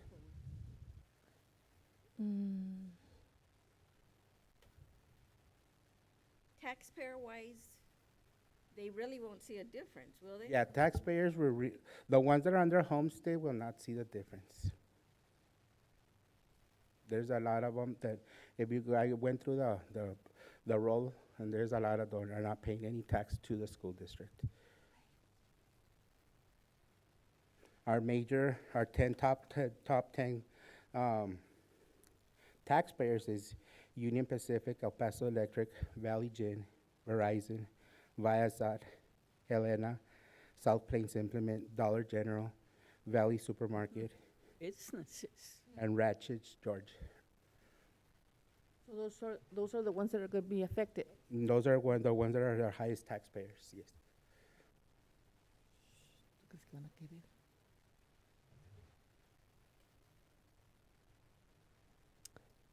Any other questions, discussion? So, but because the teachers are getting already that raise, they don't qualify for this, for them to get a chunk of this too? We were like, what we're discussing right now, we're still in discussion of amending all the salary schedules. Maybe we could address that, right? Because right now, we've just given steps. Last year, we did not give a step. And this year, we did not give a step increase to teachers. They're only gonna get the 4,000 and the 8,000. And that's gonna be in one lump sum. And just, No. We're not there the yet. the We're state not there yet. is still, Up in the air. they're gonna have a meeting, we're gonna have a webinar on next Tuesday about it, so we still don't know. 'Cause my concern is, I mean, our teachers, they're the ones out there in the trenches and doing all, I understand like the other workers as well. But you give the teachers a raise and then it's gonna get taxed like we were talking about at the last meeting. It's like out of that, let's say 4,000, how much are they really gonna get? Mm-hmm. Yes. So does that even out for like, say, somebody who's already making a good amount gets another 10% increase in their pay? Yeah, if the state would have given us the basic allotment, we were looking at a 7% increase to the teachers. And which was a significant amount, which was 565,000 more or less.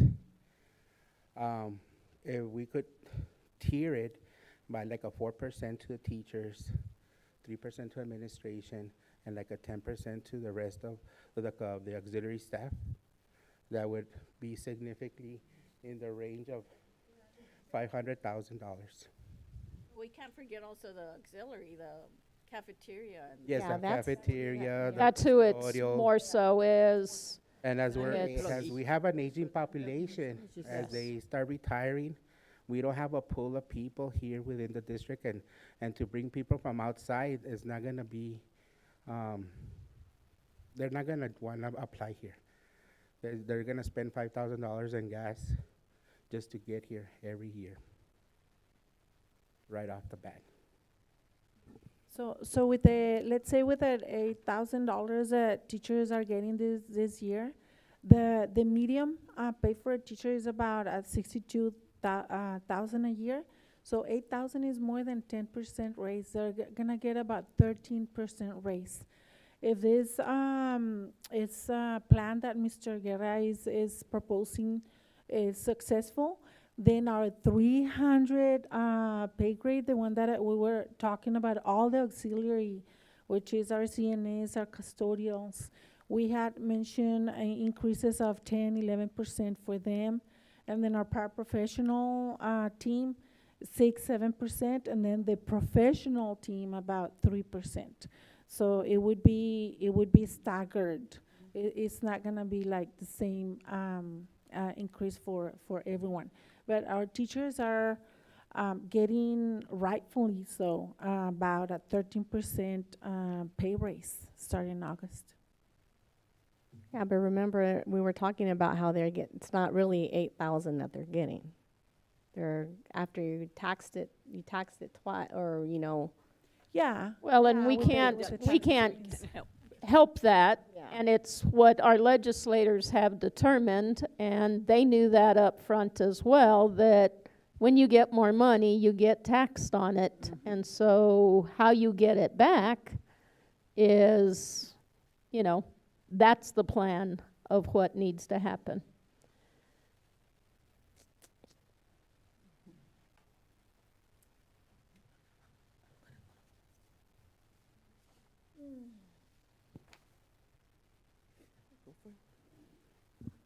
Any other questions or discussion?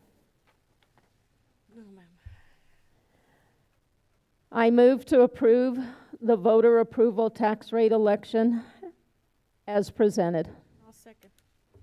It's been moved and seconded. Any other discussion? All in favor? Aye.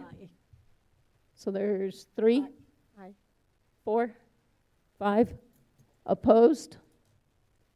Oh. 1. All right.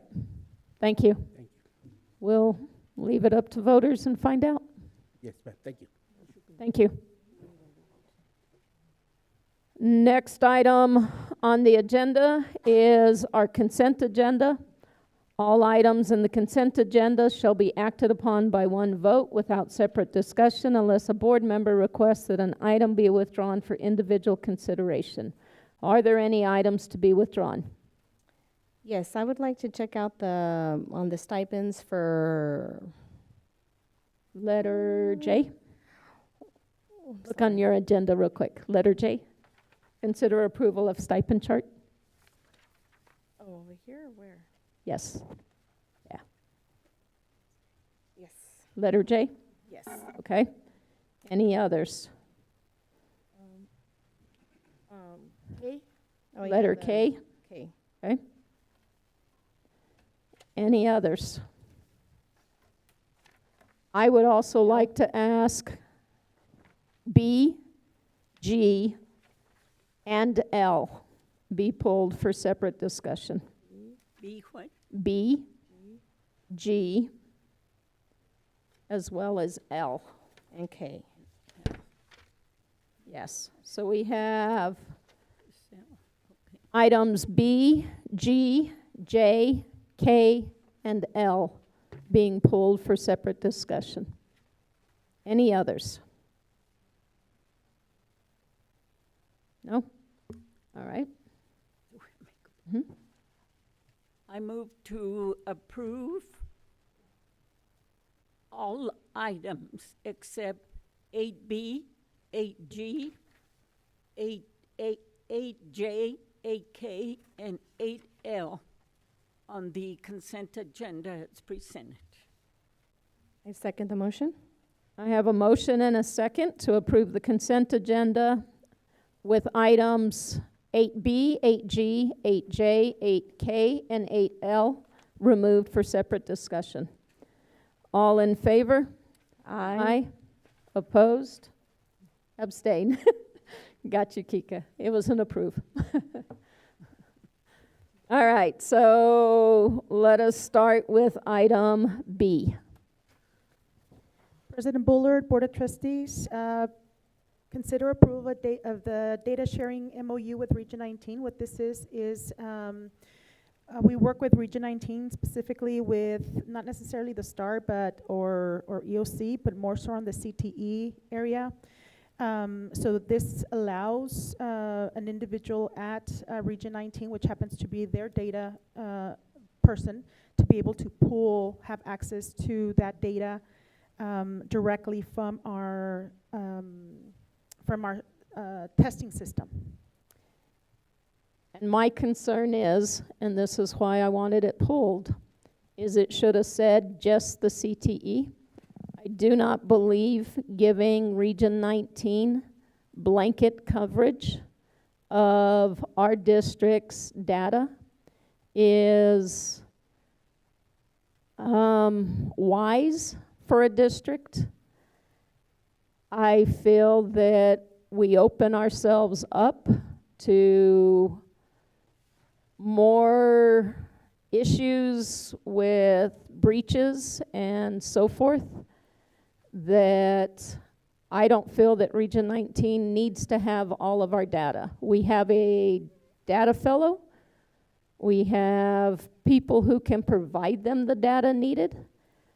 But for them to have blanket ability to go in and get our data is what concerns me.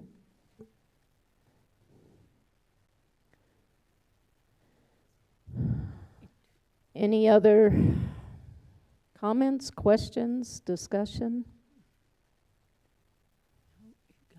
And I can't get back to that page. There's way too many at the end. 48. 148? Thank you. All right. That's the agreement. Yes.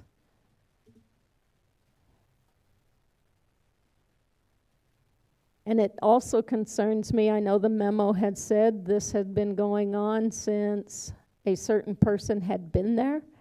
That's concerning as well, that that person has been gone from that entity for 6 years now, at least. And there was no stop to that collaboration, that agreement. And the same thing is stated in this one, that it gets to continue until whenever. So that's a little bit concerning on that MOU as well.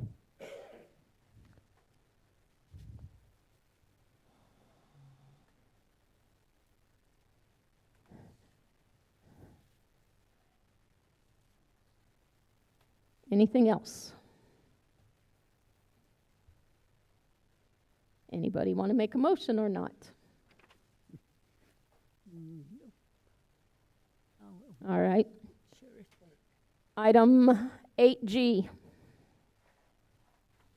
Consider approval of a revisions to the 2025-2026 academic calendar.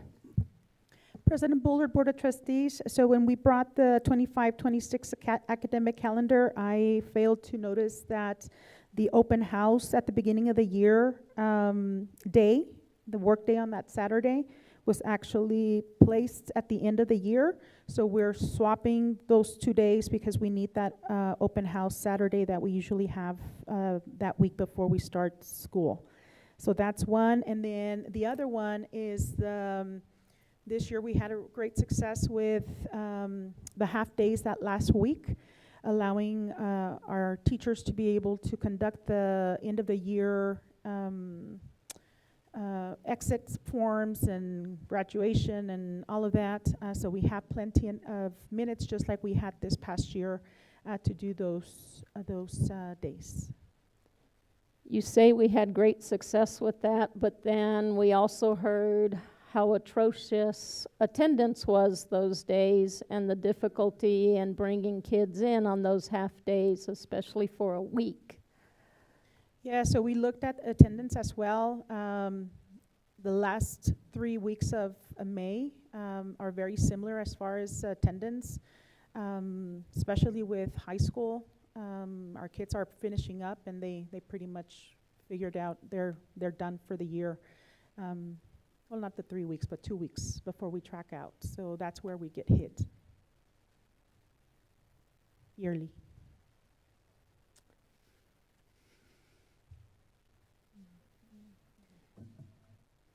And so our teachers, our campus improvement team, our district improvement team truly saw and our parents truly saw and got to vote on a calendar that had those days as half days, even though it wasn't presented to us that way.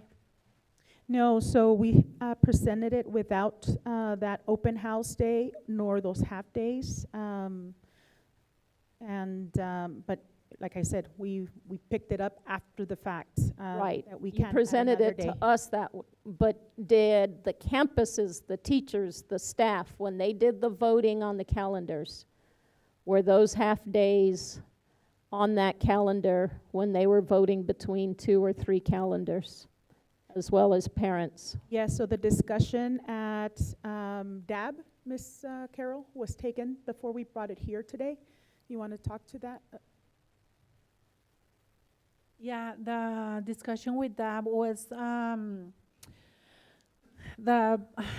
as I mentioned before, we need to train our teachers in SLO.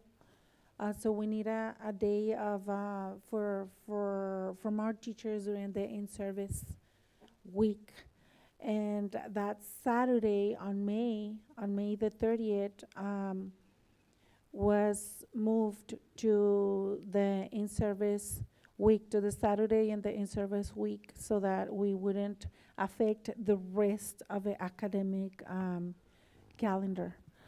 Also, the comments for the half days were very positive from the teachers because, as Ms. Vega mentioned, they had the time to finalize the year with the cumulative folders, We had actually our DAB meeting during that week, and it went by very fast, and it was even, the last week, the behavior escalates a little bit, so it was easier to handle the kids during for a half day instead of the whole day. So basically what I'm hearing is no, it was not on the calendar when they got voted between. It wasn't until that DAB meeting in May of 2025 that this got discussed and added to this calendar. So when it was presented back in January to the staff, to the parents, to teachers, and they were asked to vote on it and decide on a calendar, were those days on that calendar that they voted on? No. That's why we're bringing it back. No, they weren't, but. Well, that's what I'm saying, but our memo stated that it was left off of, like it was just not presented, like the incorrect calendar was presented to us. But basically what you're telling us is an incorrect calendar was used to have the staff vote on. Yes, for those days. For that Saturday and for those half days. At the DAB meeting, and this was a very good one because we really made it a point to bring in members of the community. So we had about, I'm gonna say at least 8, 9 members of the community. So we had a good attendance as far as different representation from stakeholders.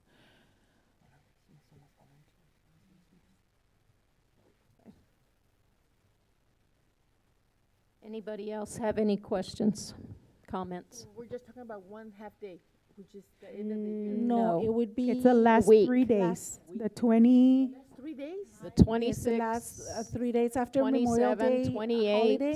and After the 29. no, the 29th was already there.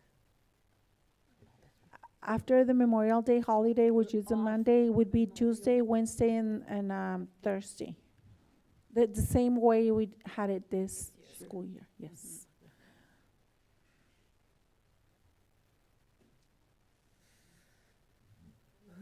It would just have day for students, teachers. It was, day no, it was only for students, not for teachers. So that Tuesday, Wednesday, and Thursday was a full day of work for all employees. The only ones who would leave early would be the students.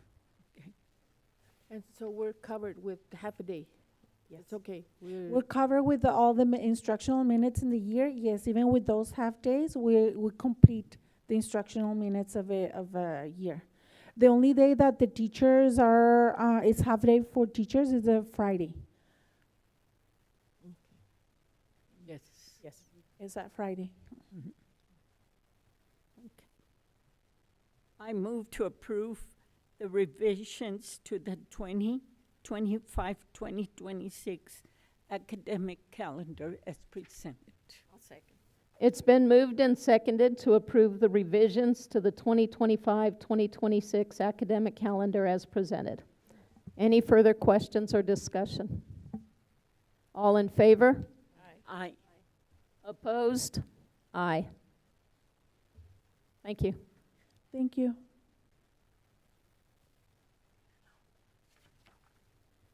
Next item that was removed for consideration is consider approval of the stipend chart for the 2025-2026 school year. Item J.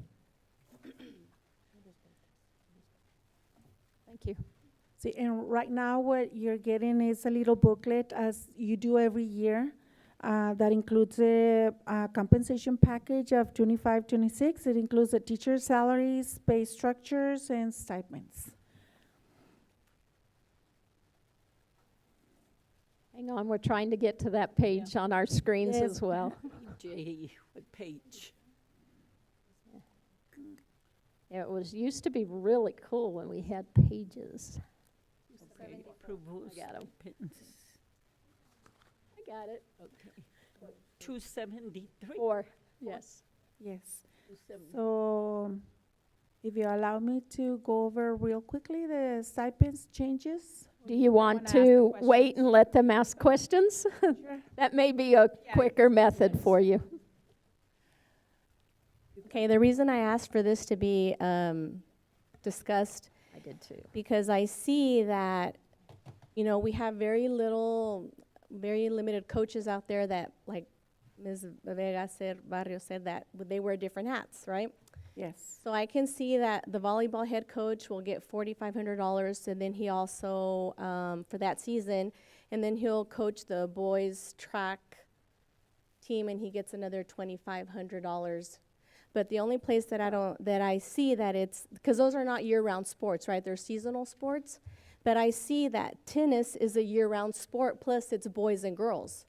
And there's only a one set stipend for that coach in that area. Yes. So now that this year we made it to regionals, I believe, in singles and in doubles. So now it is a year-round sport, which is the tennis, and we had qualifying in the season 1 and the season 2. But I need to see more compensation with this coach. Okay, for tennis. And well, cheerleading is also a year-round sport, and the stipend is very low, and these teachers tend to stay. So I don't, the teacher I knew that will no longer be coaching, but the next one that comes should be compensated enough to where it's, I mean, they're after school every day, all year. So we need to see a change in those areas. Those two areas are my main concern. Yes, these amounts are in the budget already, so These amounts are already in the budget. Any increase, we would have to, the deficit is gonna go higher. And you also gotta take notice that in athletics, we're spending almost $320,000 in athletics where the campus is, so I know that it takes a toll, the time and effort, it is high. So we're gonna have to look at the other districts and be comparable. I know for sure, we've had the discussion, I can speak about the cheerleading. Our cheerleading is not your regular high school cheerleading. I know there's a lot of investment as far as time is concerned, but our cheerleading team is not in the competition level as other districts are. And then also the amount of attendance requirement for our cheerleading to attend all home games and more of the outside games are somewhat limited compared to competing school districts in the area of cheerleading. So I know that one's for sure, because we did see that a couple of years ago that we brought it to we actually upped that one a little bit more, but not to the level of competitor UIL competition. And then as far as the tennis is concerned, I'm getting confirmation to see, because I know we used to break down the tennis between the girls and the boys, right, in previous years, because we did have different coaches, but now we have the same coaches. So I'm getting verification about whether they get, that's the reason we have $5,000 there for the whole year, instead of a seasonal regular, which goes from $2,500 to $3,000. If you look at the season not semester, because they're weeks that they have on the schedule. Well, but I could also certainly see if this is what's already been budgeted, then if you look at like football's first assistant coordinator and you have 1 to 2 at $5,500 and we're not traveling No. currently the way we were, then you could certainly take $500 from there and place it down if we have a single coach doing both girls and boys and year-round without it being split as it used to be, then there's certainly a way to balance part of this if that's going to be the concern about what's already been put in the budget. Because if we're leaving our football at the same that we used to have it when they traveled to UIL, then that's not right either. They had 5 games and they were all played here. So, you know, there needs to be a balance in how these stipends are done, certainly. Or at least this year, I mean. For the next 2 years, For the next possibly, 2 years, yes, while we're still not in UIL competition and traveling with football.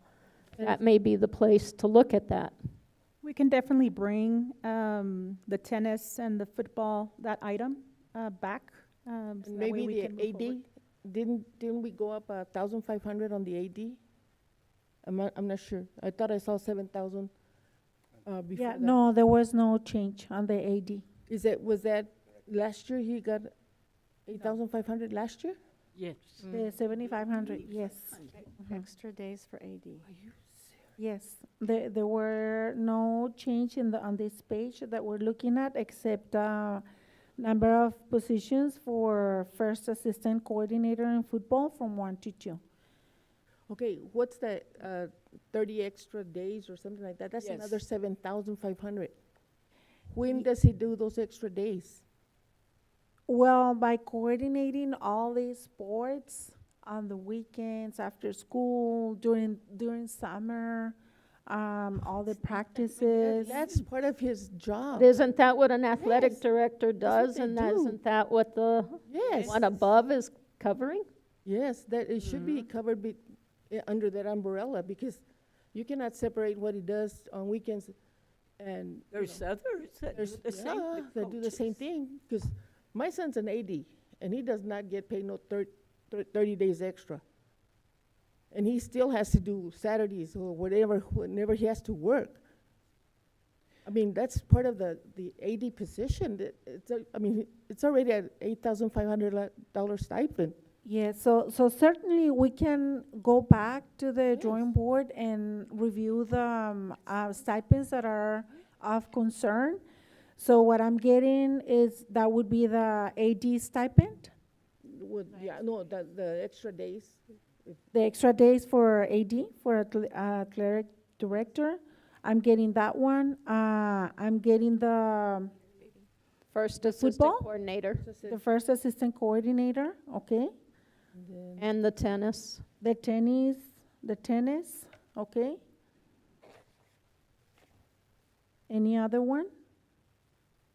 What involves that extracurricular athletic activity?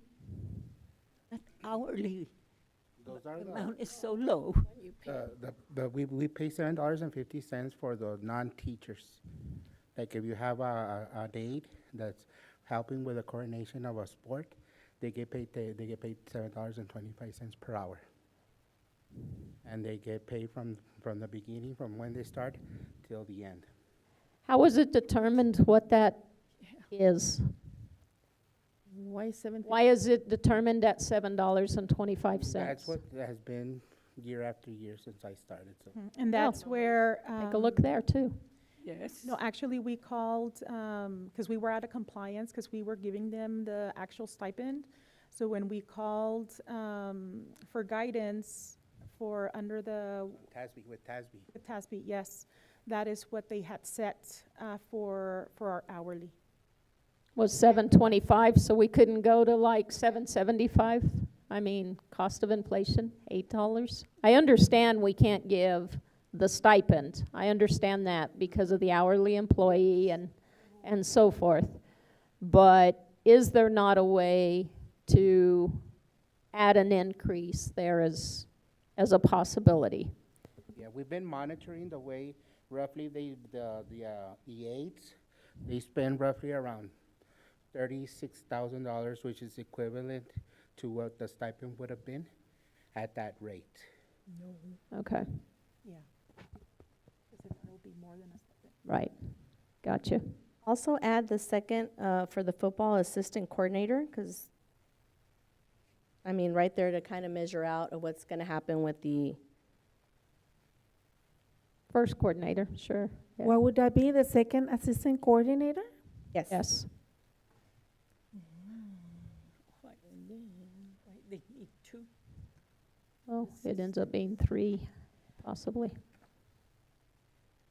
Any other stipend that you would like for us to revisit?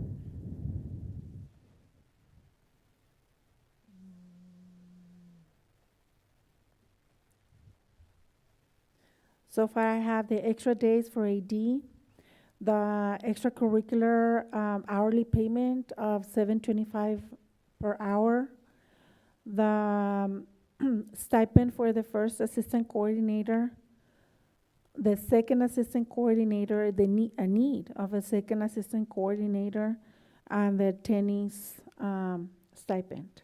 And could you look into the per game, because it's $7.25, and I mean for the gatekeeper, and it's not even, I mean, McDonald's is paying $11. I mean, 11 something, and to be there, Yeah. I mean, like, Yes, and that comes out from the athletics This is all athletics. budget. all athletic, Budget, yeah. yes. Yeah, so, Yeah, I mean, could we and that give them one a for raise? sure, I know that I have brought that concern up of removing it actually because we're not getting enough money on the gates. That actually it's pretty much going to her, right? Yeah, so so the who will pre- be in the gates then? we don't really get that much athletic revenue. It's been declining since COVID. Right, last year, I think we had got $570 in gate entry fees. So, Well, that's what I mean. Okay, if we get rid of the person collecting, does that mean that everybody goes in free? yes. I would look into it, because I think under UIL, there's, you have to, every district has to have a certain amount that, let me, Yeah, we cannot, we, I do not believe you can allow everybody in Going free free, no. all the time. uh-huh. I think there is a statement in there that you Yes. need to look at. Yeah, look into it. No, I because think there- there's something see, else there's that something where, says you can't. because of the other districts that come from other, and since we go over there, there has to be a certain amount, because according to the gate, if you're a referee, or you have to, if it's above whatever amount the districts agree on, then you have to pay them a little extra. I mean, but of course, we don't make a lot of money. It's not our problem. That's based on the Attendance. UIL, and or the district, the district, the teams that are in the district, like for example Kermit and all those other schools, and Yeah, but I don't think we can not charge. not charge. No, sir. Let me look into that one. However, but the revenue is not, the participation is that high, revenue is not that high. Mostly the students are the ones that go to see the game. Well, at $7.25, well, I guess we're okay then. Do we have anybody benefiting from the interim administrator professional stipend? No, Okay. we didn't have it So last. that's just on there year. because of back when we, Yes. okay, It's just in Just in case. case there is an emergency. The campus administrators over From the books they gave us. a few pages, fifth page from where the athletics starts. Okay. Anything else? On that page or on, Anything? Yeah, no, within the stipend charts. okay. Yeah, vamos. Mm. Oh. So I was wondering, was there a National Honor Society this year? Yes, at the middle school, yes. Oh, and then at Yes. the high school, yes. Yeah, we had a National Honor Society at the high school. Was there an induction ceremony this year? Mr. Olvera, was it?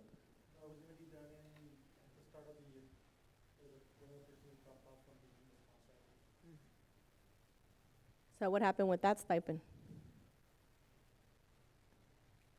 It got, Did he get it and then just dropped out, or?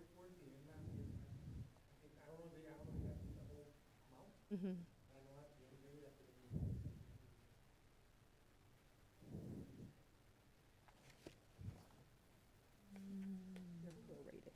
Do we have one egg play? It's because I was looking forward to that this year. One egg play? With my son. No? Tampoco.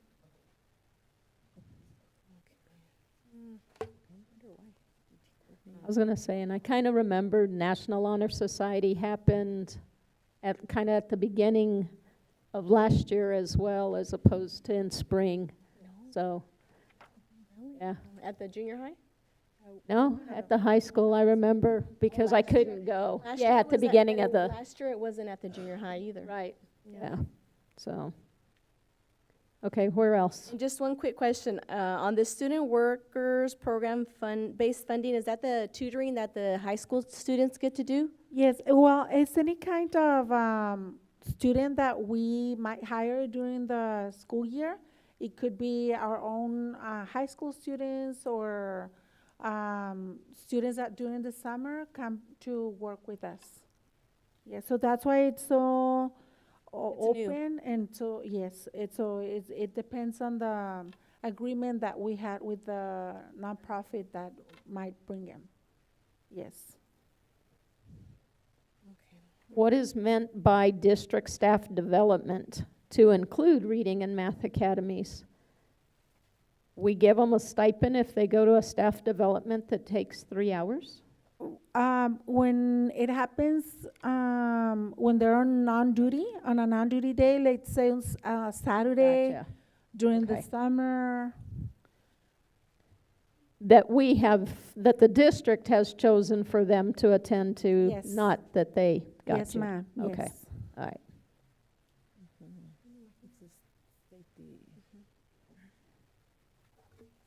Safety stipend, what is that? Which one, I'm sorry? Safety? Safety stipend is the one that our safety director gets to run all the safety program across the district. It includes all the audits, it's How much is a lot of extra work that 1,000. he needs to do. Does he have time for everything besides technology? He looks for time. He delivers. Or he has his helpers there do the other job? All right, anything else on the stipend charts for item J?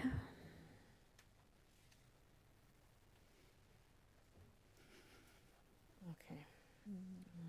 We'd have to table that, can we?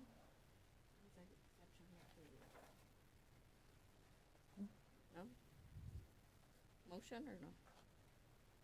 You can make a motion, you can not make a motion, that is totally up to you at this point. But I would like to make a motion that we table this until there's that opportunity to look at those Numbers. differences and that we have asked and bring it back at our next. If I may suggest, is there a way that we can, because it has so many more stipends, that we would have to put a hold on to? If we can pass everything except for this Tornillo High School athletics page, because all the stipends that are causing concern are in this one page only. And everything else, it seems to be that But it's all one. it's okay, and you agree with that. Even, I mean, everything's there, the grant-funded stipends. Well, but they were all presented to us as a stipend chart. Yes. And I understand what you're saying, however, these stipends actually shouldn't go into effect until September 1st anyway. So there is opportunity to wait. Yes. And so I have a motion on the table I'll at the second. moment. Okay. And it's been moved and seconded to table the stipend chart until those areas of concern are looked at and brought back before the board. Any further questions or discussion? All in favor? Aye. Aye. Opposed? None. Thank you. No, what is? Okay, next item is item K. Consider approval of the 2025-2026 school year non-teacher salary pay scale. What page? I am going to assume that that one is referring to Their pay scale. All the the PGs, one that stated the PGs 100, the staff pay grade scales yes. that stated towards the end of every school year.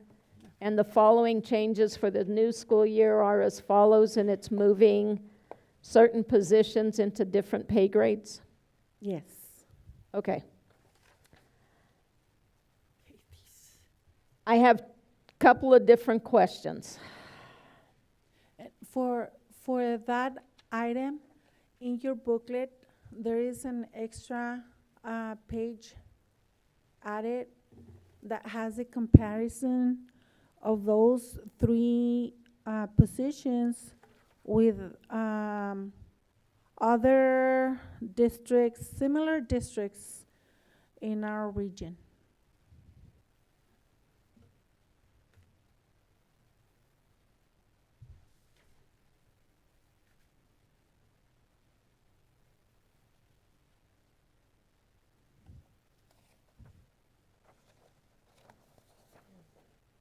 Okay, but you gave it to us as our in other districts.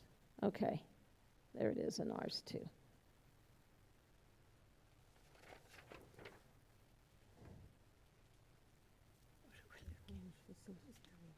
What is the pay structure?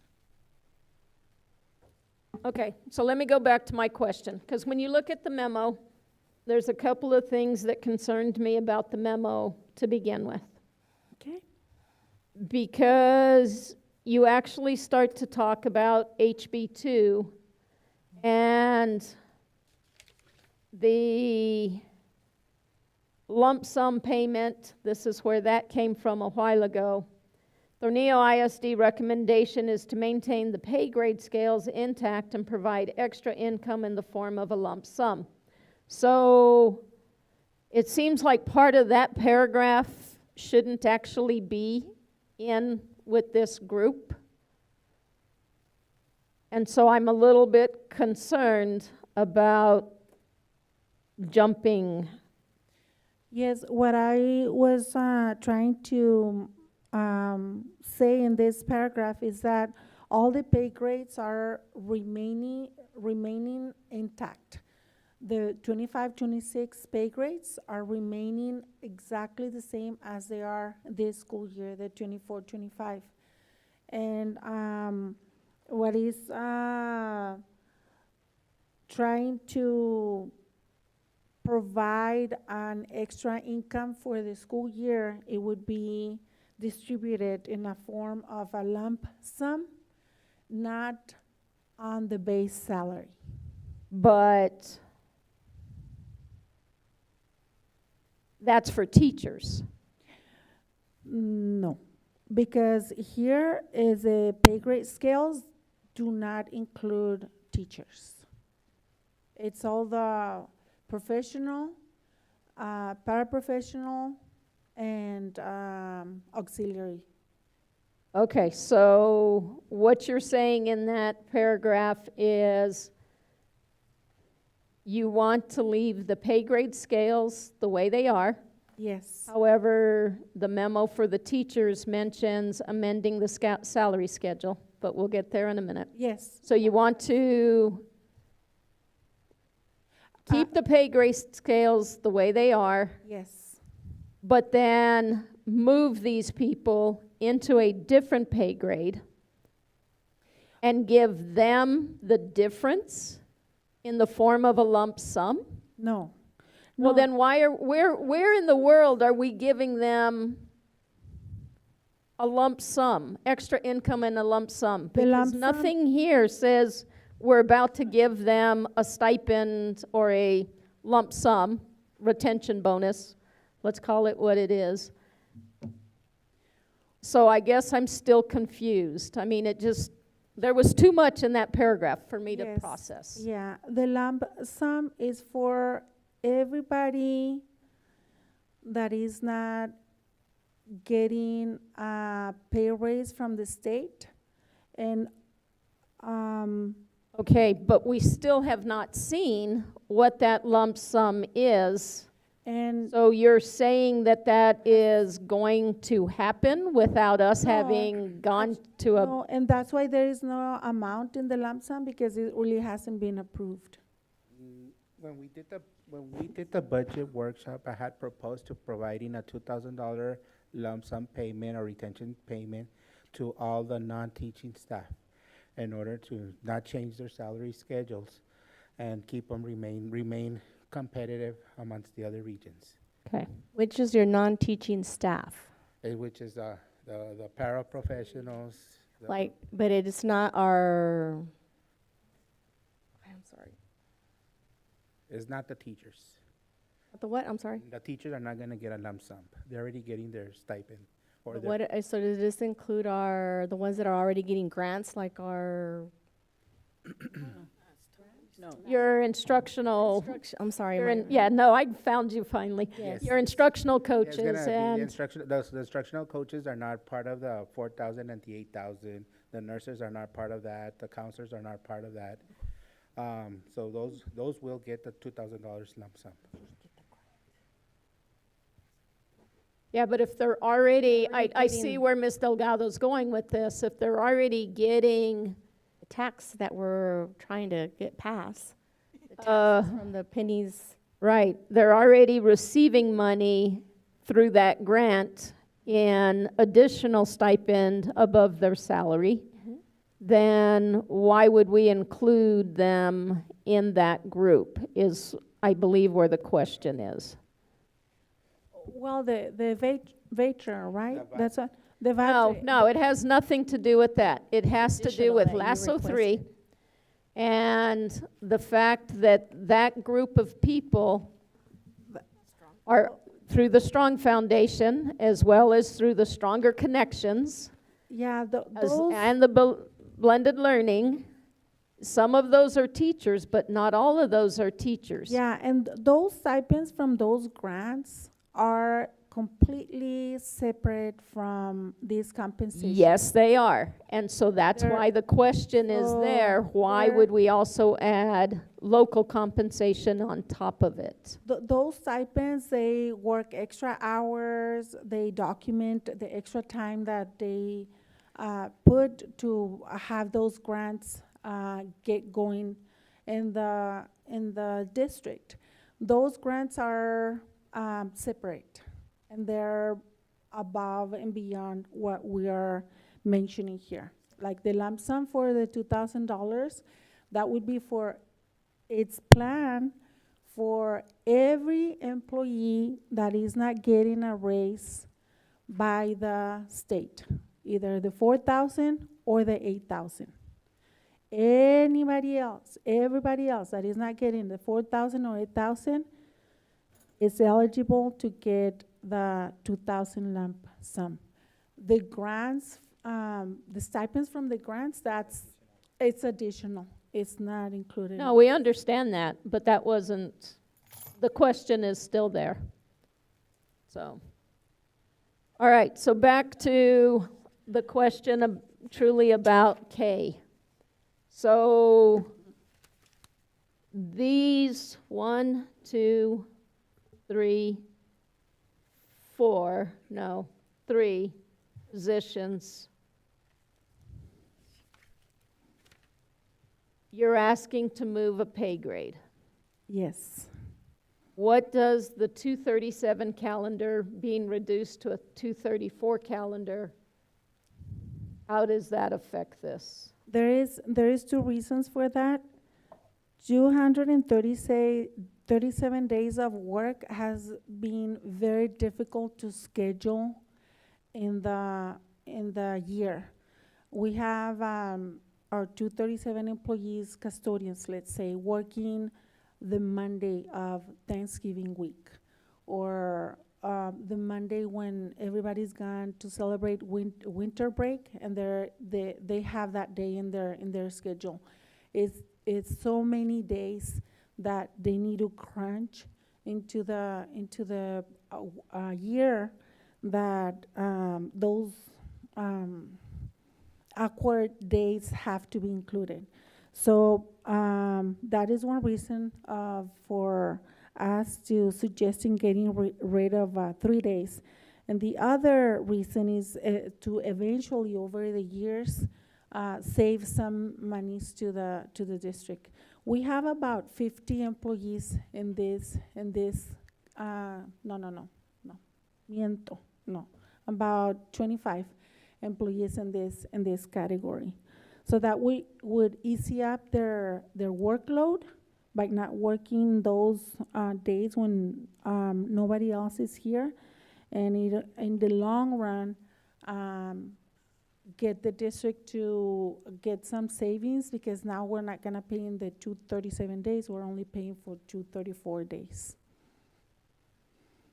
So in order for them to not be affected next school year, what we did is that we kept their same annual salary. So next year, they're gonna work 3 days less, but they're still gonna make the same annual salary by working 234 days.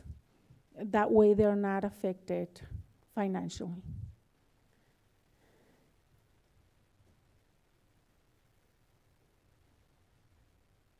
I'm trying to figure out how to ask this without belaying confidentiality in such a small district. That's difficult. Okay, so let's say I'm looking at the diagnostician SPED 504 coordinator being moved from a 106 to a 107. Mm-hmm. That person in that position is, based on experience, probably past the midpoint on these scales. Yes, ma'am. That person is also receiving a $5,000 stipend over here for diagnostician under assignment stipends. Yes. Mm-hmm. Yes. Yes. So possibly if this move happens, that stipend possibly shouldn't be there anymore? Well, and that's why I would like to go over this tables with you, and that position is a table at the very bottom. Mm-hmm. So we have our Tornillo, the first row is our Tornillo proposal for year 25-26. So we always have, not just us, every district, a minimum, midpoint, and maximum. Mm-hmm. So our checkpoints are those amounts, 318, 367, and 411.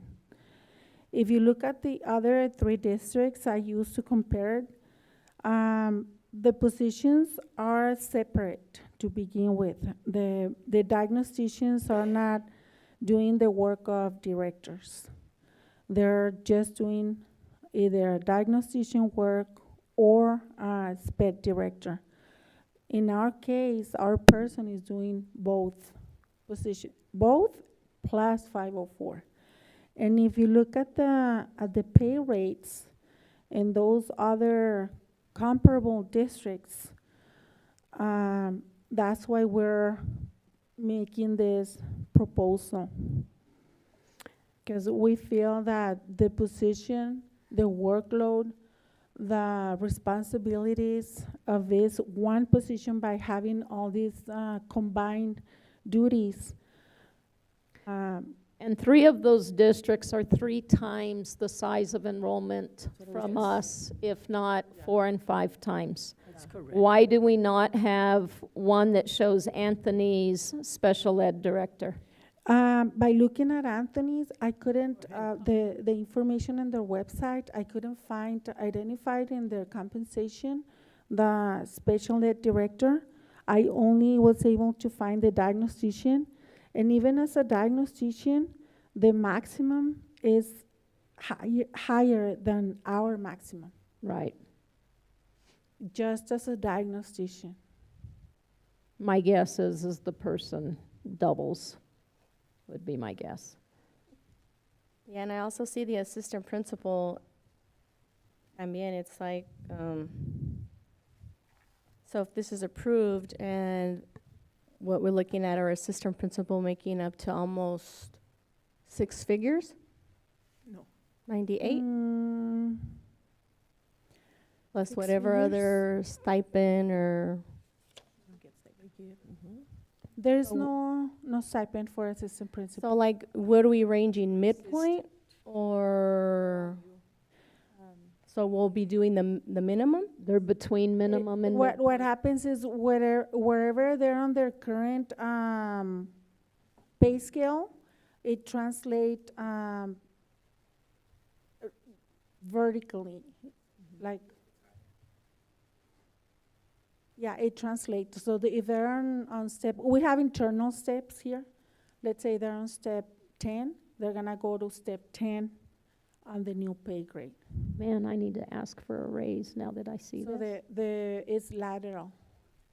The So increase. we would be looking in between either minimum or midpoint. It pay depends, structure. depends on the assistant principal, like if it's a new assistant principal that has 5-6 years of experience, it's gonna be between minimum and midpoint. Midpoint is usually at the 15 years of experience. Will be in the minimum. Midpoint is at a 15, maximum 30. And if you look at this one, even the midpoint for us, our proposal is 392.47, and Anthony's 372, Avens 356, and 403. They have some other districts separate the elementary from the secondary. So we're in range. And we have also less students too. No. Not than Anthony, But yeah. But then of the others, yeah. then they get more taxes there in the city. They pay more? No, See? no. Nellie has a bunch of kids. Only one that's incorporated is San Eli. They're not actually in the city, so. Okay. All right. Anybody have any other questions or discussion?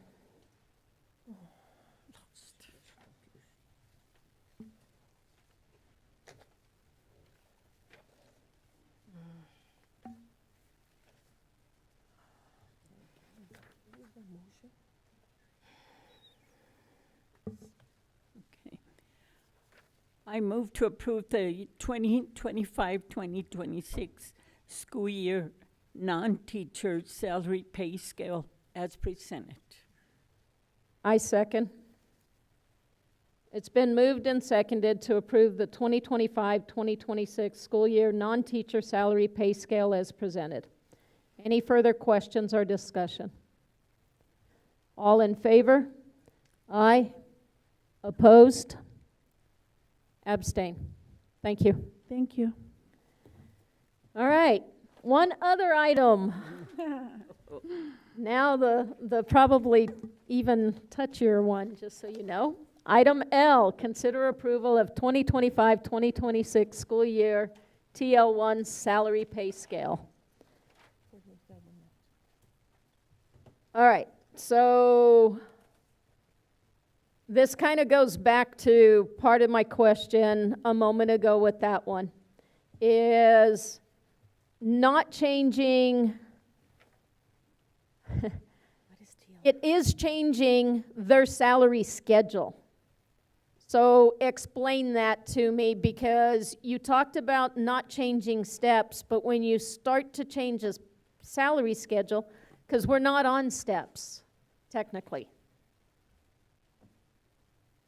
For classroom teachers, we are. We're not supposed to call them that, just FYI. So what's coming with the increase from the state, what we're reading is gonna have to deal with PIMS. Pretty much in our PIMS submissions, they're gonna identify who are the people that is giving direct instruction. Correct. People that is giving direct instruction are coded 087 in Correct. PIMS. So they're looking at that. Whoever is not 087 is not getting that raise. They're also looking at the number of years of experience, right? If they have 0, 1, 2 completed, they're not getting, the district, we're not getting any reimbursement. If they have 3 or 4 completed years of experience, we are getting 4,000. And if they have 5 or more completed years, then we're getting the 8,000. The thing also is that it's important to note that we're getting the reimbursement at the end of the school year, right? So we're gonna have to upfront. Yeah, we're gonna have to upfront, which is gonna present cash flow issues because the payment is not scheduled to be up to December when the winter submission has been submitted. Okay, I'm still not hearing though. I mean, I totally understand PIMS, totally understand teacher of record, 087. What I'm not understanding is the amending of salary schedules. Well, and if you look at the red row at the very top, it says non-087 and then the 087. Correct. If we focus on the non-087, we didn't remove the 187s, which all teachers are 187s. So it's still there. And then we have other people in this pay scale that is at 207, and I'm talking mainly instructional coaches. We didn't remove it because it seems to be that the funding from the state is going to be permanent, but we are not quite sure yet. That's why we left the 187 with the previous pay. The new pay, the 087 pay scale, that includes that either no raise on 0, 1, 2 years or 4,000 or 8,000, and that would be the new yearly. I know we Okay, had. so hang on. What I think is confusing me is you're showing me both. You're showing me the non-087 with both 187 and 207 included on it. Are their pay scales being increased?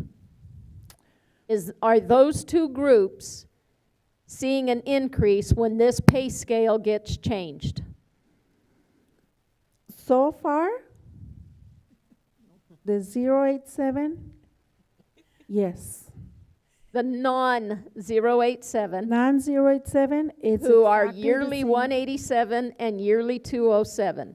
That's exactly. If we approve this pay scale, do they see an increase automatically because we approve this pay scale? The non-087, no, because it doesn't include any increase. What you see here is the exact same thing as 24, 25. Okay. here. It's the exact same thing as 24. So the only difference we're looking at is the 087 Yes. pay scale. Okay. Yes. That's what was confusing is all of it was on one page. And yeah, I mean, I could go over and look at numbers, but they all just kind of moved Yeah, together. and I did it like that on purpose so that we could see the yellow columns. You see at year 0, the pay is the same, year 1 the same, year 2 the same. Starting on year 3, you see the jump, you see the difference. How many teachers do we have 0 to 3 years?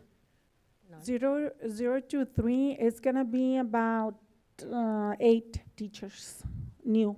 And what are in we gonna those do for those 8 teachers when we start saying that, because they don't qualify for this from this House bill, or even Senate bill, they don't qualify for this, but then we also just got through saying that there's a possibility of that lump sum, but it's not gonna go to teachers. So what are those 8 going to get Well, out of this? The lump sum is going to everyone.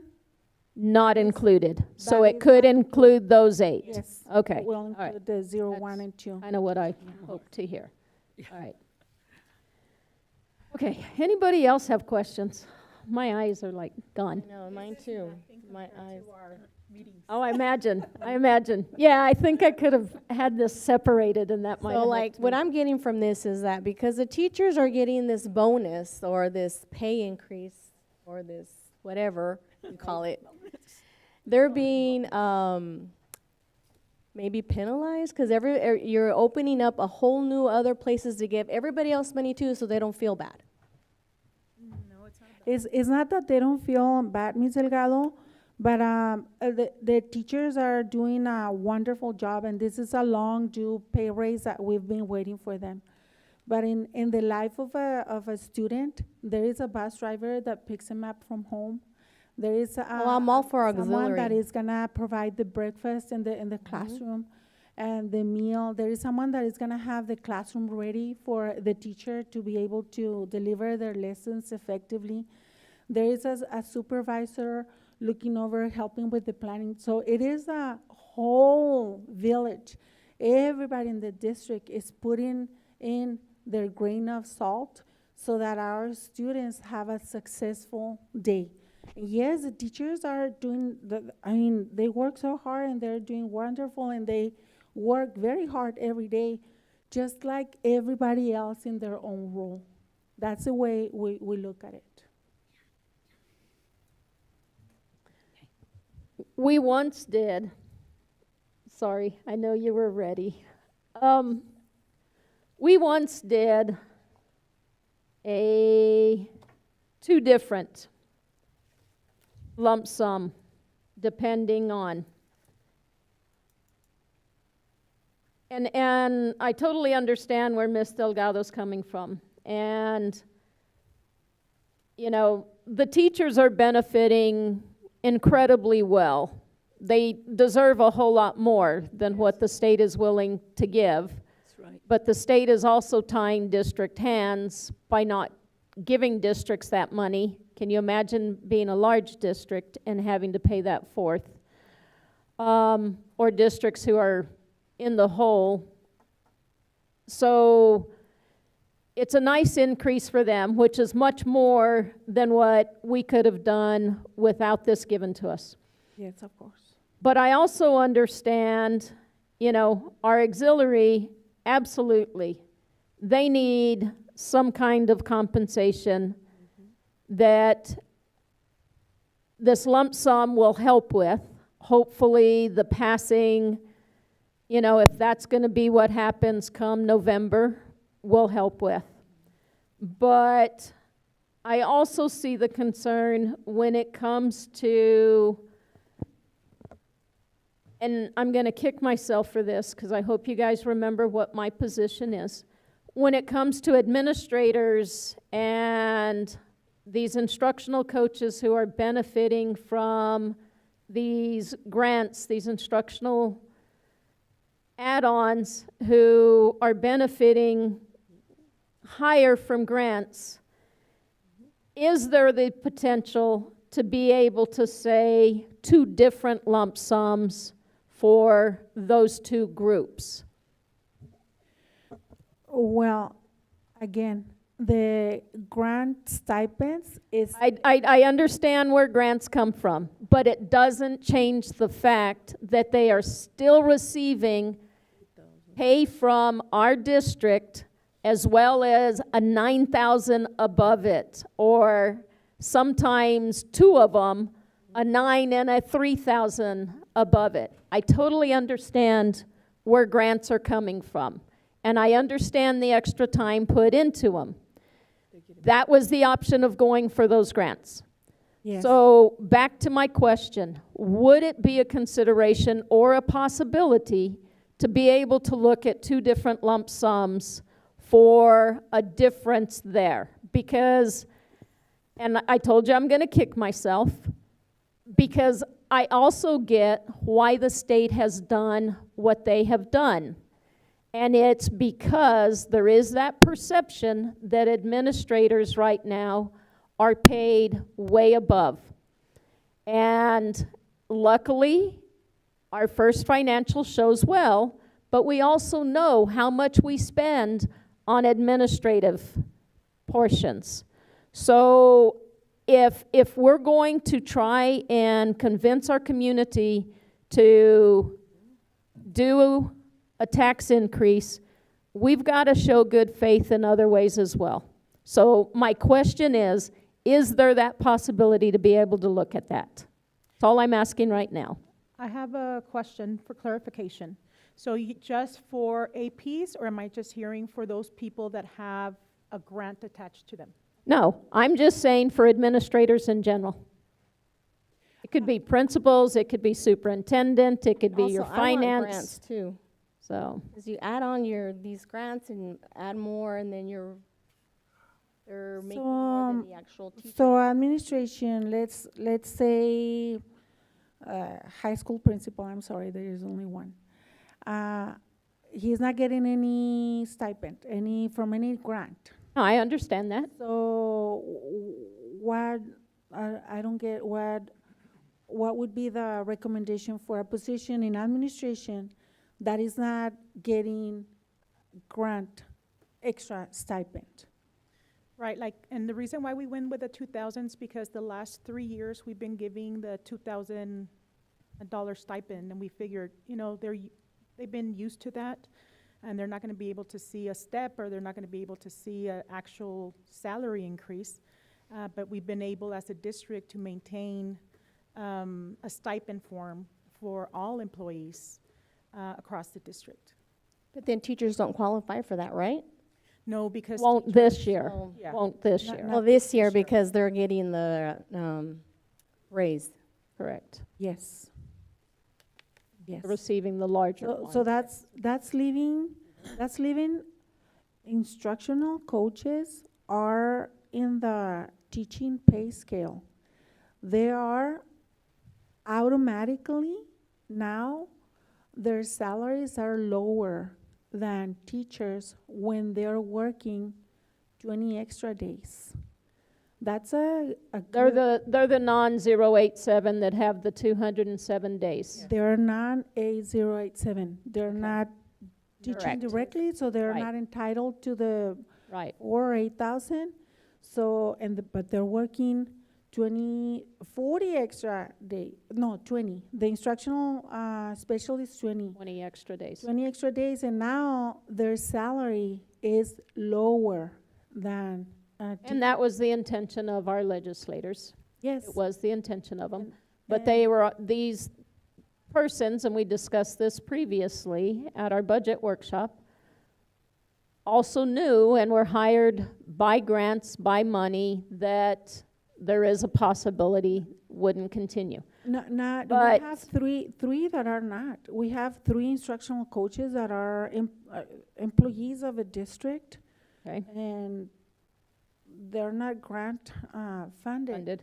The APs, that is, what we're doing right now, what we're trying to do with them to level them at the salary of other districts, they're pretty much in a very difficult situation, and now they're working 40 extra days. They're 226 compared to 187 from the teachers. So that's 39 extra days.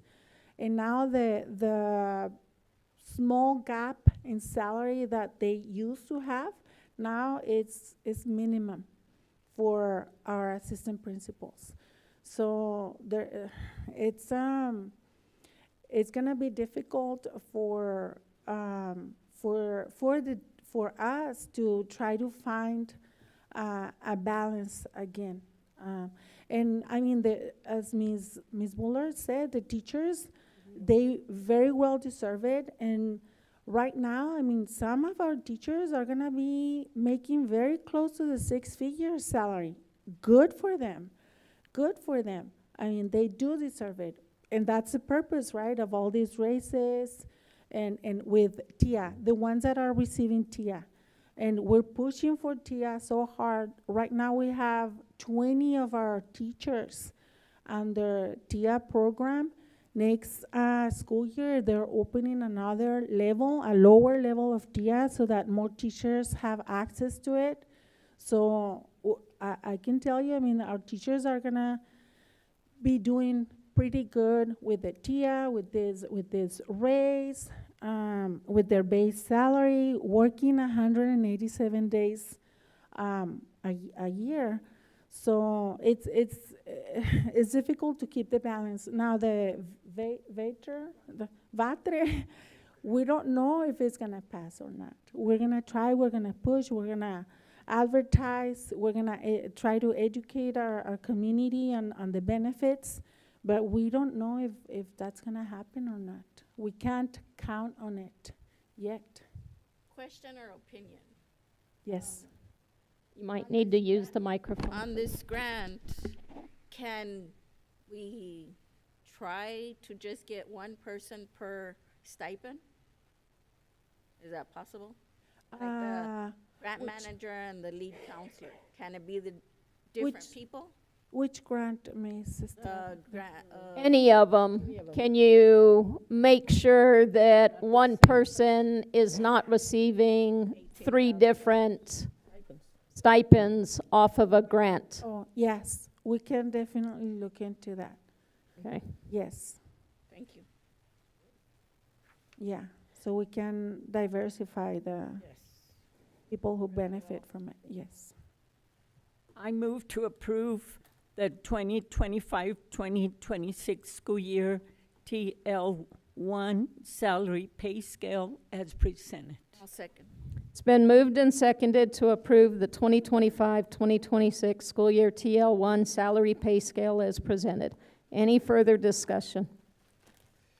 All in favor? Aye. Aye. Opposed?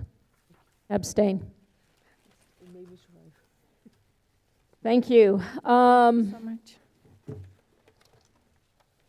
Next meeting tentative date is July 30th, 2025. We will revisit the stipend schedules. I move to adjourn. I'll second. Moved and seconded to adjourn. All in favor? Aye. Any opposed? All right. Meeting adjourned at 8:33. My goodness. So tell him, we celebrate before. See, or the day after.